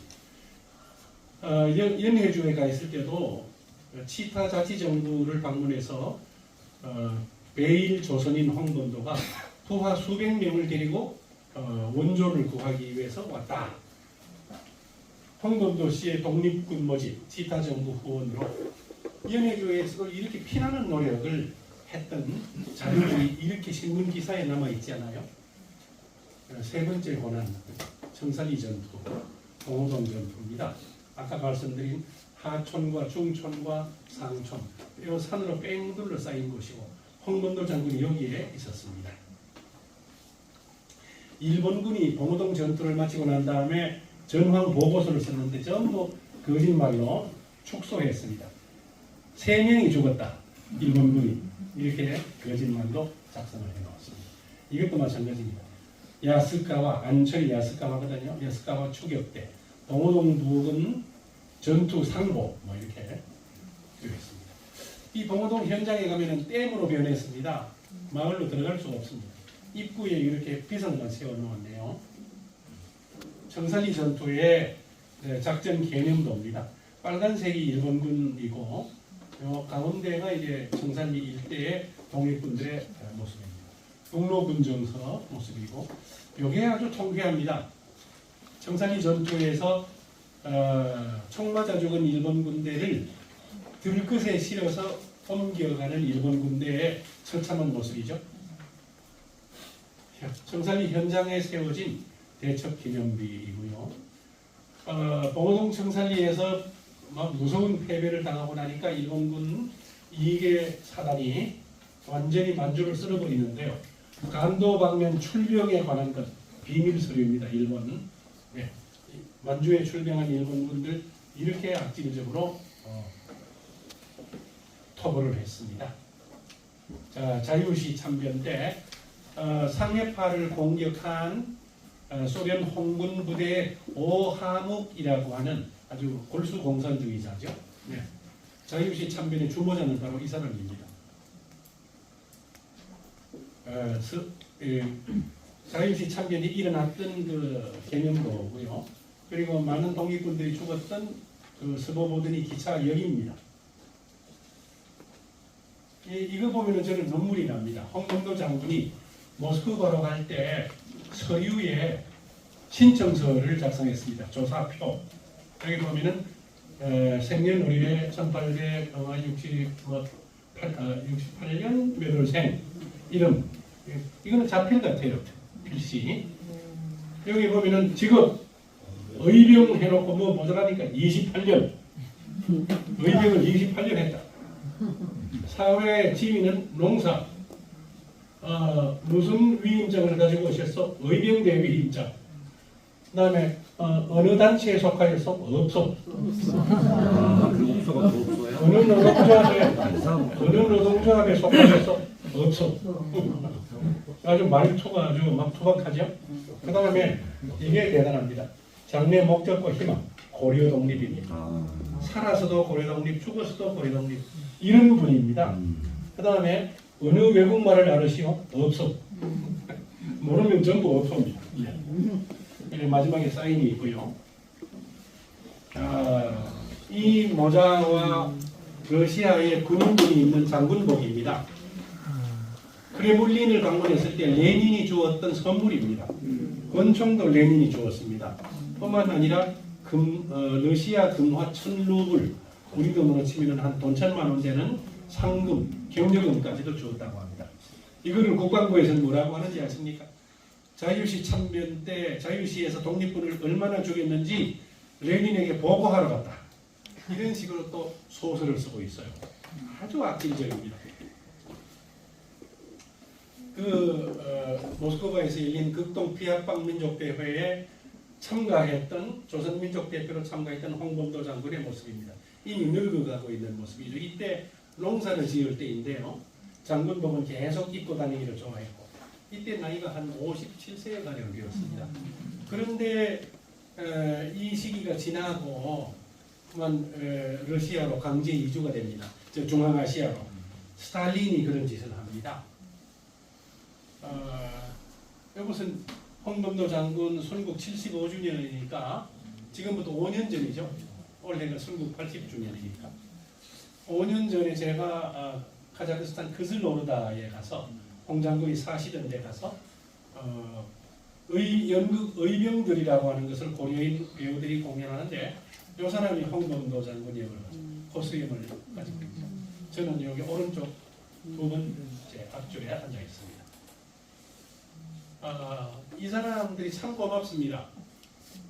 이 사람은 고려극장의 전속 극작가 태장춘이라는 사람인데요. 홍 장군이 그슬 오르다에 사실 때 혼자 계시니까 쓸쓸해요.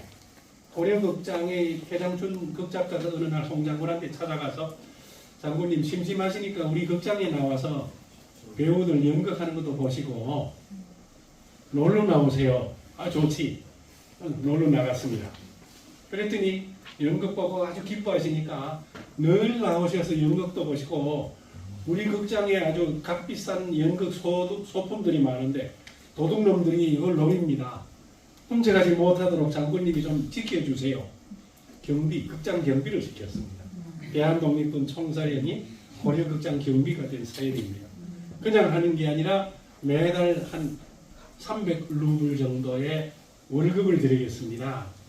그러니까 연금에다가 그 월급까지 조금 더 받으니까 먹고 살만하게 되었습니다. 양식을 구입하기에. 그러니까 이 태장춘은 고려극장 경비를 하는 홍범도 장군을 저녁이면은 자기 집으로 모시고 가서 고깃국을 끓여서 쌀밥을 대접했습니다. 그러고 나면 차를 마시면서 장군님 옛날 이야기 좀 들려주시죠. 정살리 때 뭐 이야기하면은 옆에서 배우인 이함덕이라는 아내가 공책 가져와서 막 받아 적었습니다. 이 두 분의 기록으로 이게 남아 있는 겁니다. 예. 홍범도 장군이 이력서죠 말하자면 뭐 1868년 평양 서문안 문열사 앞에서 내가 태어나서 어머니는 7일 만에 죽고 아버지 품에서 뭐 젖을 얻어먹고 9살 때 아버지 떠나자니 전부 구어체로 실감나는 홍범도 일지가 남아있는 것이죠. 홍 장군이 사시다가 돌아가신 말년의 집입니다. 단칸방입니다. 영하 30도 추위에 난방이 안 된 곳이었다고 합니다. 여기에 독거 노인으로 사셨습니다. 이 홍범도 장군이 돌아가시고 난 다음에 1943년 10월 25일 바로 어제 저녁 8시네요. 돌아가셨는데 말년에 고려극장 경비도 못하고 왜 못했는가 하니까 도둑놈이 들어왔는데 4놈이 들어왔습니다. 카자흐스탄 청년들. 이놈들이 물건을 훔쳐가려고 하니까 그걸 막으려고 하다가 강목으로 온몸을 두들겨 맞았습니다. 그래서 피멍이 들고 막 신경통이 생겨서 극장 경비를 그만두고 집 부근에 있는 고려인들이 운영하는 정미소 여기에 가서 쌀자루나 묶어주고 하는 보조를 했습니다. 그런데 한 일주일이 되도록 어느 날 홍장군이 안 나와요. 방앗간에. 야, 홍장군 집에 한번 가봐. 어떻게 됐는지. 가보니까 거의 혼수 상태예요. 깜짝 놀라서 정미소 청년들이 홍장군을 둘러싸고 임종을 받다잖아요. 돌아가시고 난 다음에 레닌 기치라고 하는 고려인 신문에 부고를 내었는데 이 부고가 눈물 납니다. 요 네모 박사안을 읽어보겠습니다. 홍범도 동무가 여러 달 동안 병원에 계시다가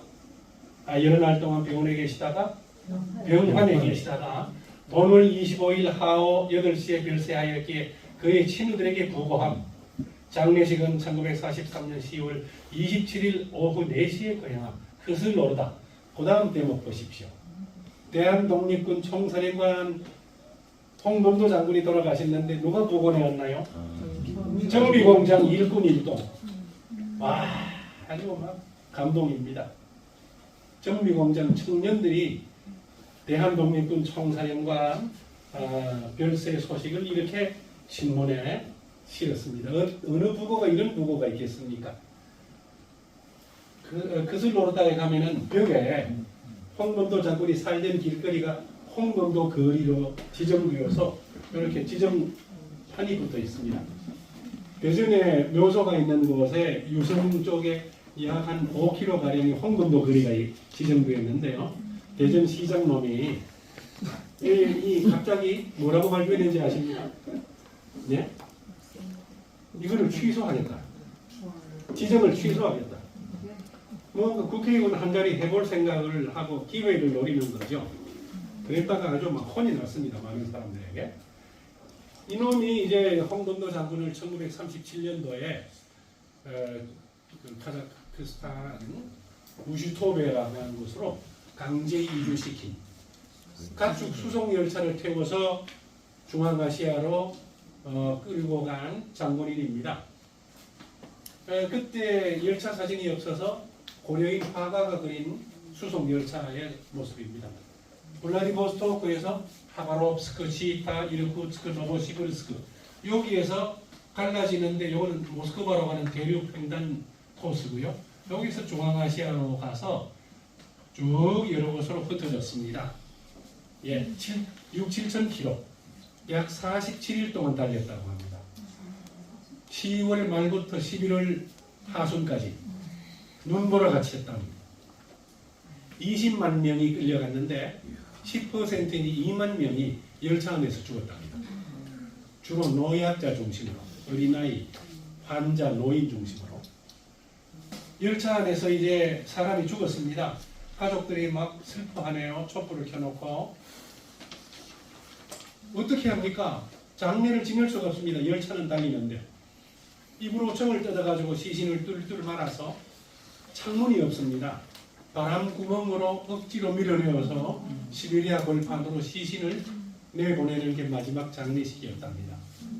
예, 죽은 가족의 시신 앞에서 어머니나 아내로 보이는 사람이 슬퍼하는 모습입니다. 예, 맨 처음에 도착했던 우슈토베라고 하는 곳에 세워진 비석입니다.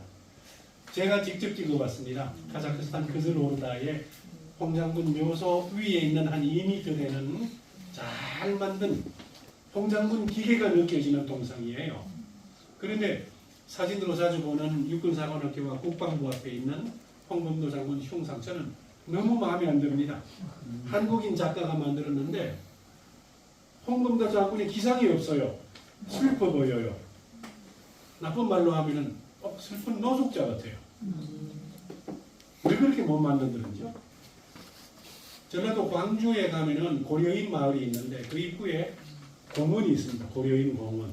거기에 이 흉상을 그대로 축소해서 만든 홍범도 장군의 흉상이 있습니다. 그걸 표본으로 삼아서 만약에 홍장군 흉상을 없앤다면은 그걸 표본으로 삼아서 많이 만들어가지고 전국으로 보급하는 운동을 우리가 펼쳐야 되지 않을까 이런 생각을 합니다. 돌아가시고 난 다음에 2년 동안은 그나마 좀 영광의 시간이었습니다. 문재인 대통령 재임하던 시절에 이런 훈장을 승격해서 받았죠. 이것도 또 트집 잡죠. 윤 정부에서. 왜 훈장을 2개나 주나 하는데 제가 문재인 대통령을 얼마 전에 만났습니다. 평산 책방 북토크 갔다가 그때 문 대통령 하시는 말씀이 참으로 착각을 하고 있다. 박정희 대통령 때 드린 훈장이 너무 작고 격이 낮아서 그걸 승격해서 준 것이지 왜 훈장을 2개 줬다라고 그렇게 왜곡된 해석을 하느냐라고 직접 이야기를 하셨습니다. 그리고 우리 돌아오실 때 사진입니다. 네, 카자흐스탄의 흙을 대전에 이제 뿌리는 장면이고요. 홍 장군의 위대성은 아무리 강조해도 지나치지 않습니다. 가장 밑바닥 천민에서 하층민에서 시작해가지고 우리 민족을 위기에서 구하는 일을 하셨으니까요. 네. 여러 가지 이야기가 있지만 다 말씀드리겠습니다. 고려극장의 모습이고요. 홍범도 장군의 무덤 앞에 아까 그 10권짜리 책을 바치는 사진이 하나 있네요. 여러 회전에 역사전을 초청을 받아서 홍범도 일지에 대해서 이야기를 하는 장면입니다. 그리고 서울 동작동 국립묘지에서 순국 77주기니까 3년 전이네요. 이때 추모시를 낭송하는 광경입니다.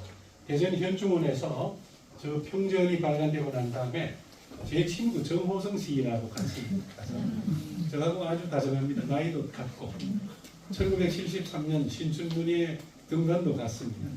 그래서 제가 오라고 하니까 얼른 와서 같이 기념 촬영을 했습니다. 이거는 강제 이주 열차라는 시집을 창비해서 발간한 게 있습니다. 네. 이렇게 해서 이게 이제 평전 민족의 장군 홍범도이고요.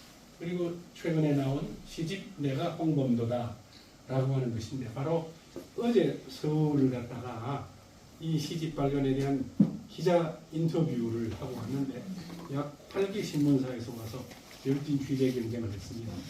혹시 조용한 시간이 되실 때 홍범도 이동순 이렇게 입력을 해서 검색을 하시면 그 기사들을 아주 상세하게 보실 수가 있을 것 같습니다. 여러분 긴 이야기를 들어주셨습니다. 고맙습니다.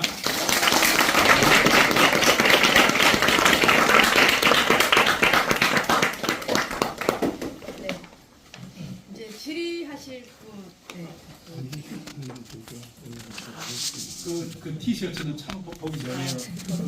그런데 어디서 만드신 그거 거예요? 이제 이거는 이제 창원 촛불 시민분들이 이제 단체로 제작한 티입니다. 아, 예, 다시 한인전 이렇게 되었네. 네, 네, 감사합니다. 네. 아, 이거 진짜 제 개인적인 부분인데 제가 이번에 이제 홍범도 장군 이제 시 100일장 공모전에 시를 하나 냈는데 이제 그거 이제 그 평가단이 심사평가단이 선생님이시더라고요.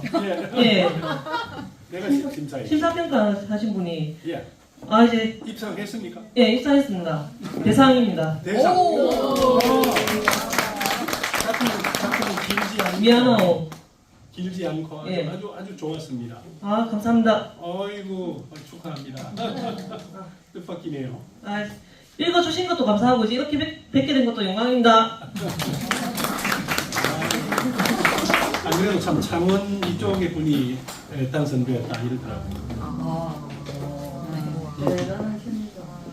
질문 받으시죠. 네, 질문 손을 들어주십시오. 마이크를 써야 돼요. 마이크 안 써도 될 것 같은데 안 써야 됩니다. 너무 큰데. 아니, 온라인으로 하고 있기 때문에 마이크를 좀 써주시기 바랍니다. 좀 지역적인 질문일 수도 있는데 아까 그 충삼리 때 한때 전투했던 최진동 장군이 그 나중에 뭐 좀 이상하게 네. 경제를 했잖아요. 네. 그 동생이 최원산 장군도 그렇게 됐나요? 아닙니다. 최용산 장군은 뚜렷하게 부각이 안 되고 너무 일찍 세상을 떠나셨기 때문에 그 활동의 행적이나 이런 것들이 완전히 묻혀졌고 최용산 장군이 그 독립투사들한테 이름을 많이 바꾸는데 변성명을 한 7가지로 가셨다고 그래요. 그래서 제가 볼 때 최고려라는 이름을 또 쓰셨는데 그 소련 군대의 최고려라고 하는 지휘관이 있었거든요. 독립운동가로서 그분이 최운산 장군인지 아주 확인할 수 없는 상태인데 아무튼 최운산 장군은 다른 분들에 비해서 국내에 알려진 자료가 너무 없고 그래서 그 기념사업회도 꾸려졌고 그 관계자도 만나고 왔는데 왜곡된 자료들이 너무 많아서 앞으로 계속 활동해 가겠다라는 그런 이야기를 들었고요.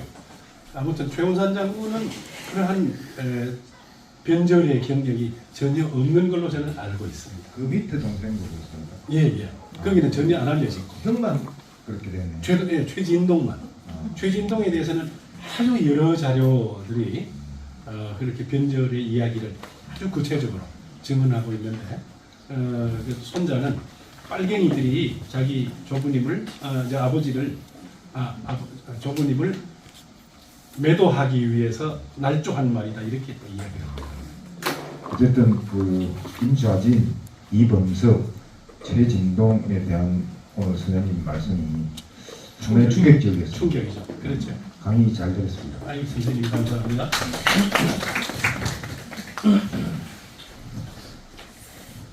저도 그 기자님하고 비슷한데 들으면서 중간중간에 좀 충격적이어서 검색을 하면서 듣고 있었는데 그 부분에 이제 최진동 부분과 김좌진 님의 그런 부분이었는데 지금 제가 들으면서 더 좀 혼란스러운 건 우선 충격적인 건 최진동 씨가 그런 변절에 증거가 많이 나오고 했는데도 아직까지 국립묘지에 있다는 게 놀랍고 첫 번째 질문은 국립묘지에 그런 우리가 청산해야 될 여러 분들이 아직까지 있다는 백설도 아주 네네네 그런 것을 좀 정리하고자 하는 운동이 조직적으로 좀 이루어지고 있는지 그게 첫 번째 궁금하고요. 그다음 두 번째는 제가 이제 중간에 이런 궁금한 점 때문에 검색을 하다가 그 최진동에 대한 그 부분에 지금 선생님이 말씀하시는 부분 그 학자들도 있고 그 또 반대로 그 친일의 행적이 많이 그 증거가 없다 역사학자들이 그래서 국회의원들 중심으로 작년에 그 최진동과 최은산 형제의 독립운동사 바로 세우기라는 학술 저는 세미나를 맞습니다. 조직적으로 굉장히 많이 했더라고요. 네네. 이 뭐가 진실인 건지 그리고 또 교과서 지금 한국사 교과서에는 어떻게 진술이 되고 있는지 또 이렇게 보니까 7종 교과서는 뭐 그냥 홍범도 장군에 대해서 지금 말씀하신 대로 뭐 한 줄 정도 그다음 청산리 전투는 오직 뭐 김사진 장군 이래가지고 딱 돼 있고 그다음에 1종 정도에서는 또 이게 최진동 씨가 사실 이 형제들이 돈을 다 대서 이 독립운동의 거점을 마련한 것이다 이렇게 돼 있는 국사교과서가 하나 있고 뭐 이 너무 맞습니다. 혼란스러운데 이 부분에 대해서 다시 한번 조금 선생님의 이야기를 듣고 싶습니다. 맞습니다. 보다 더 정확한 고증이 필요한 그러한 단계라는 말씀을 드리고 싶고요. 일단 알려진 그러한 윤무학을 중심으로 이것이 과연 진실이냐 아니냐의 여부를 이렇게 가려내기 위한 보다 정확한 고증, 전문 학자들이 참여하는 그러한 고증이 필요하고 자료의 발굴이 필요한 그런 시점이죠. 제가 그 과거에 보니까 1960년대, 70년대 기억인데요. 보훈처, 국가보훈처에서 그 당시에 그 등록되지 않은 독립운동가들의 숨은 사례를 막 이렇게 전부 조사하고 찾고 한다고 들었습니다. 그래서 자기 집안에서 할아버지나 뭐 삼촌이나 누군가가 독립운동했는데 알려지지 않은 경우에 자기들이 무언가를 자료를 정리할 능력도 없고 이럴 때 보훈처 부근에 어떤 사람들이 많은 거 아니까 브로커들이 그래 많았습니다. 브로커.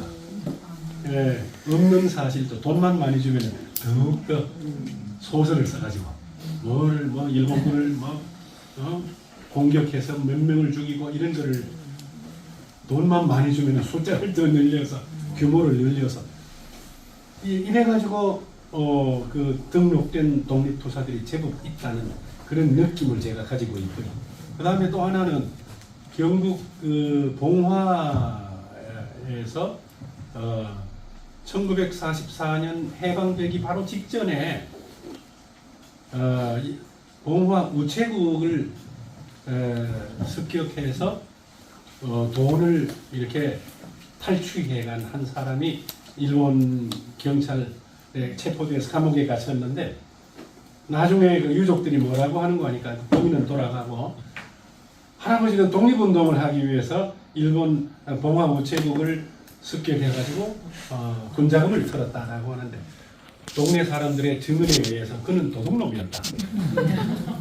그는 절도범이었을 뿐이다. 우리가 많이 안다. 집단으로 진정해가지고 이것이 다시 독립운동가로 등록이 되었다가 취소된 이런 사례도 있거든요. 그러니까 아직까지 우리 독립운동사 안에 잘못된 경우들이 너무 많이 있을 것이다. 이거를 바로잡기 위해서는 참 난항을 겪어야 됐거든. 이미 그 수훈을 받고 군장까지 받았던 그런 사람들이 그걸 깎아내리는 일을 수락하지 않겠죠. 유족들이. 네. 이런 여러 가지 일들을 비롯해서 아까 말씀드렸던 이 아주 변절한 친일 경력을 가진 이런 사람들이 버젓이 국립묘지에 묻혀 있는 사실, 백선엽 문제만 해도 해결되지 않고, 그 다음에 노덕순이 같은 아주 악질적인 고등계 형사 출신들도 해방된 대한민국에서 아주 경찰로서 혹은 군인으로서 모범적 근무를 했다는 이유로 국립묘지에 묻혀 있는 사례. 정말 우리 아직 한국 현대사의 숙제, 풀리지 않는 숙제는 너무 많습니다. 정말 우리 모두가 이제 해결을 해가야 되고 노력을 해야 될 부분입니다. 네. 예. 그게 이제 자료를 보면은 이제 청산리 전투 이후에 자유시 창변 이후에 1920년대하고 37년도에 이주되기 전까지 그 선생님의 그것이 좀 조금 자세하게 나와 있지는 않은데 네. 충분히 선생님께서 활동을 다른 형식으로도 하셨을 것 같은데 거기 있으면 좀 설명을 해주시고요. 네. 하나만 더. 그리고 이제 카자흐스탄으로 이주를 갖다 하긴 했지만 거기에서 어쨌든 뭐 1930년대 말 40년대 초가 굉장히 암흑기긴 하지만 어쨌든 뭐 중국 상해를 중심으로 활동을 하고 있었고 그래서 뭐 탈출을 하시거나 다른 방식의 어떤 독립운동을 갖다 하실 수도 있지 않는가라는 생각이 드는데 네. 그런 것 좀 한번 부탁을 드리겠습니다. 네. 아주 궁금증을 가질 만한 부분이죠. 홍범도 장군은 자유시 창변의 끄트머리에 아까 말씀드린 것처럼 재판관 활동을 하시면서 많은 구속자들을 석방을 시키셨고 거의 이제 아주 감옥에 갇힌 30명이 있음에도 불구하고 소련 군대에서는 홍범도 장군과 그 부대들을 전부 강제로 소련 군대에 편입을 시켰습니다. 소련 군대. 그렇지만 정식으로 소련 군대에 들어가 소련 군복을 입고 무슨 막사 생활을 한 게 아니라 편제상으로 그냥 이제 소련 군대에 편입을 시켰는데 홍범도 그 대한독립군 총사령관 출신을 소련군 대위 계급을 주었습니다. 여기에 다른 그 독립군 부하들이 막 격분을 했다고 그래요. 어찌 우리 사령관님을 소련군 대위가 뭐냐 장군을 달아도 뭐 할 텐데 그렇지만은 정식 군인이 아니고 편제상의 어떤 명목일 뿐이죠. 그런데 그것도 편입을 시켰다가 5개월 만에 강제 제대를 또 시켰습니다. 왜냐하면 월급이 나가야 되고 비용이 자꾸 발생하니까 책임 문제가 따르니까 강제 제대 제일 손쉬운 거. 서류상으로 편입했다가 서류상으로 제대했을 뿐이죠. 군대 생활을 하나도 안 하고 이런 식으로 되었는데 이미 그때 홍 장군의 나이는 50대 초중반에 가까웠고 그래서 이만이라는 데로 옮겨가서 그것도 소련 정부에서 시켜서 갔죠. 협동농장에 가서 일해라. 이제 일거리가 없으니까 가서 뭘 했는가 하니까 벼농사를 했습니다. 고려인들이 그게 러시아 연해주 일대 벼농사를 개척을 했었고 이미 자리를 잡고 있는 상태였는데 홍 장군이 막 정말 애써 전투적으로 노력하듯이 해가지고 풍작을 이루어 놓으면은 또 다른 적박한 곳으로 보내어서 한 3군데로 이동하면서 개간을 하고 개척을 하는 이런 고생을 했다라고 합니다. 그런 일을 하는 과정에서 1937년이 되었죠. 강제 이주가 되었는데요. 이미 강제 이주를 당할 때 연세가 58세, 59세. 그 다음에 강제 이주되고 난 다음에 회갑이 넘으셨습니다. 이미 아까 말씀드렸다시피 평균 수명이 3, 40이라고 할 때 회갑이 넘으셨으면 장수했습니다. 상노인입니다. 그런데도 불구하고 홍범도 장군은 젊을 때 기계가 여전히 남아서 소련에서 어떤 그 독일과 전투가 벌어졌을 때 나를 전쟁터에 보내달라라고 말로 지원을 했다고 합니다. 그런데 소련 정부에서는 웃으면서 아이고 뭐 그냥 말씀으로 속합니다 라고 그냥 일축해버렸다고 하고요. 그리고 뭐 상해 임시정부와 뭐 이런 그 약산 김원봉 장군의 활동들이 중국 일대에서 펼쳐질 때 홍 장군은 이미 상노인이고 풍문으로 그들의 소식을 들으면서 기쁘고 흐뭇한 생각을 가졌지만은 현역으로 어디에 뭐 참전하시고 뭐 실전에 옮기실 만한 그런 나이는 지나도 한참 지난 그런 때였죠. 참 그 무엄한 이야기지만 홍범도 장군이 그런 수모를 당하시기 전에 아주 일찍 돌아가셨더라면 더 좋지 않았을까. 안중근 의사처럼 혹은 또 이육사처럼 1904 아주 일찍 이렇게 세상을 떠났다면 생의 완결미가 더했을 텐데 너무 오래 사셨어요. 75세까지.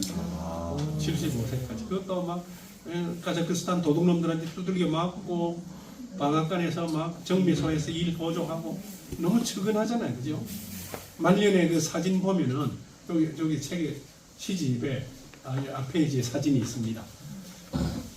70대 초반의 사진 보면은 얼굴이 너무 황폐합니다. 거의 막 집시 같습니다. 막 눈물이 날 정도로 막 얼굴이 처연하죠. 네. 그렇습니다. 현실적으로 활동한 시기가 지나도 한참 지났을 때 더 요구를 할 수가 없죠 우리가. 네. 노진 시각관님, 뭐 좋은 말씀 많이 들었습니다. 마이크 주시죠.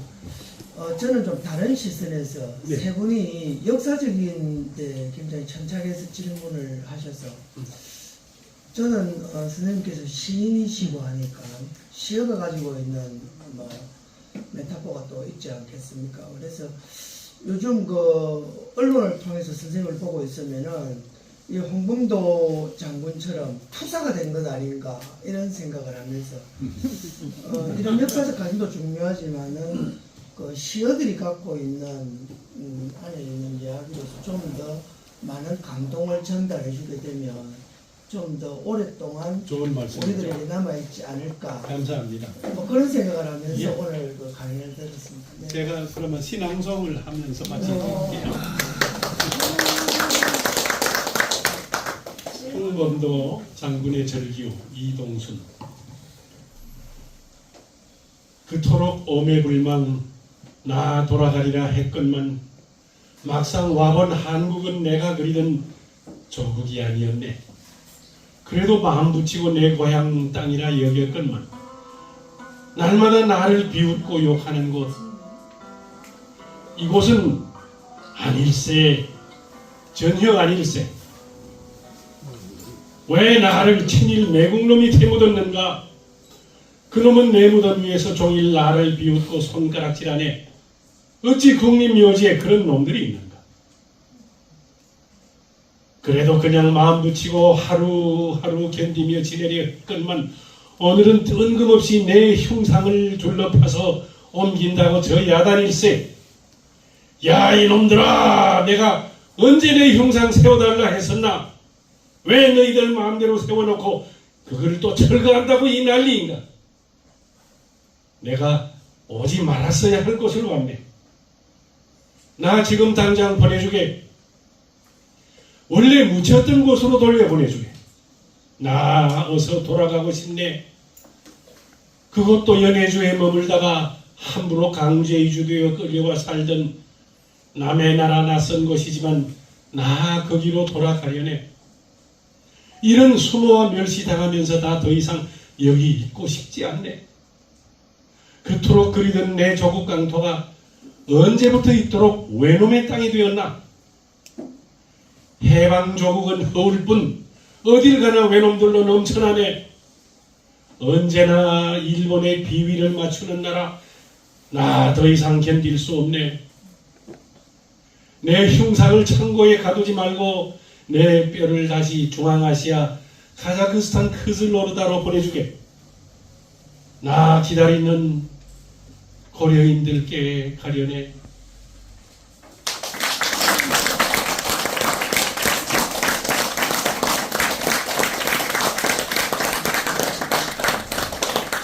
경남도의원 김영진입니다. 예, 감사합니다. 오늘 자료를 좀 보다가 맨 마지막에 거기 홍범도 장군님 그 묘지 좀 보여주시겠습니까?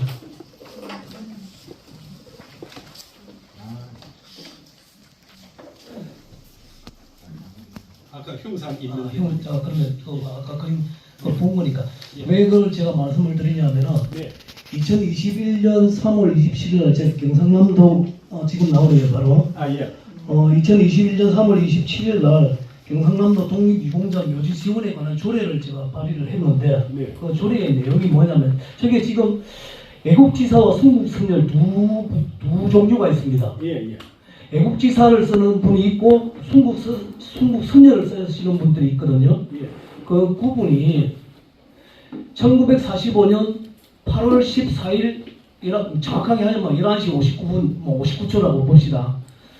거기에 그 광복되기 전까지 광복을 못 보신 분들은 순국선열을 쓰는 걸로 되어 있거든요. 그리고 해방 이후에도 살아서 독립운동을 하시고 살아신 분들은 애국지사를 쓰시거든요. 네. 지금 홍범도 장군 같은 경우는 지금 43년에 돌아가셨단 말이에요. 그렇죠. 근데 애국지사를 써놨어요. 제가 볼 때도 좀 어울리지 않습니다. 틀렸어요 지금. 네, 그렇죠. 우리 지금 독립 유공자 묘지에 가면은 전부 다 엉터리가 너무 많아요. 순국 선열이 맞죠? 우리 지방에도 전부 다 엉터리예요. 네. 제가 그 엉터리가 너무 많아가지고 우리 독립운동가들 찾으면서 인사드리면서 전부 다 묘소에 가면 다 엉터리로 돼 있어요. 전부 다 애국지사예요. 99%로 애국지사예요. 그래서 2021년 3월 27일 저 경상남도 독립유공자 지원 조례에 대한 걸 만들어놨는데 저기 애국지사하고 순국 선열 정확하게 기록할 수 있도록 도에서 예산을 지원하도록 만들어놨어요. 몰라서 신청을 안 하는 네, 거예요. 알겠습니다. 오늘 보니까 오늘 저 홍범도 장군 묘지에도 저래 써놓은 거 오늘 처음 봤거든요. 아, 이거 못 봤었어요. 순국 선열을 바꾸시네요. 한번 이래 만들고 나면은 고치기 어려운데 예. 큰일입니다. 네, 그래서 눈에 깜짝 놀랐습니다. 네. 내용 다 좋았어요. 너무 좋았어요. 너무 좋았는데 맨 마지막 화면에서 눈에 찍히는 게 있어가지고 말씀드렸습니다. 네. 도마 항쟁의 뿌리 깊은 고장 이 마산 창원에 와서 여러분들을 만나 뵙게 된 것을 너무 기쁘고 영광스럽게 생각합니다. 감사합니다.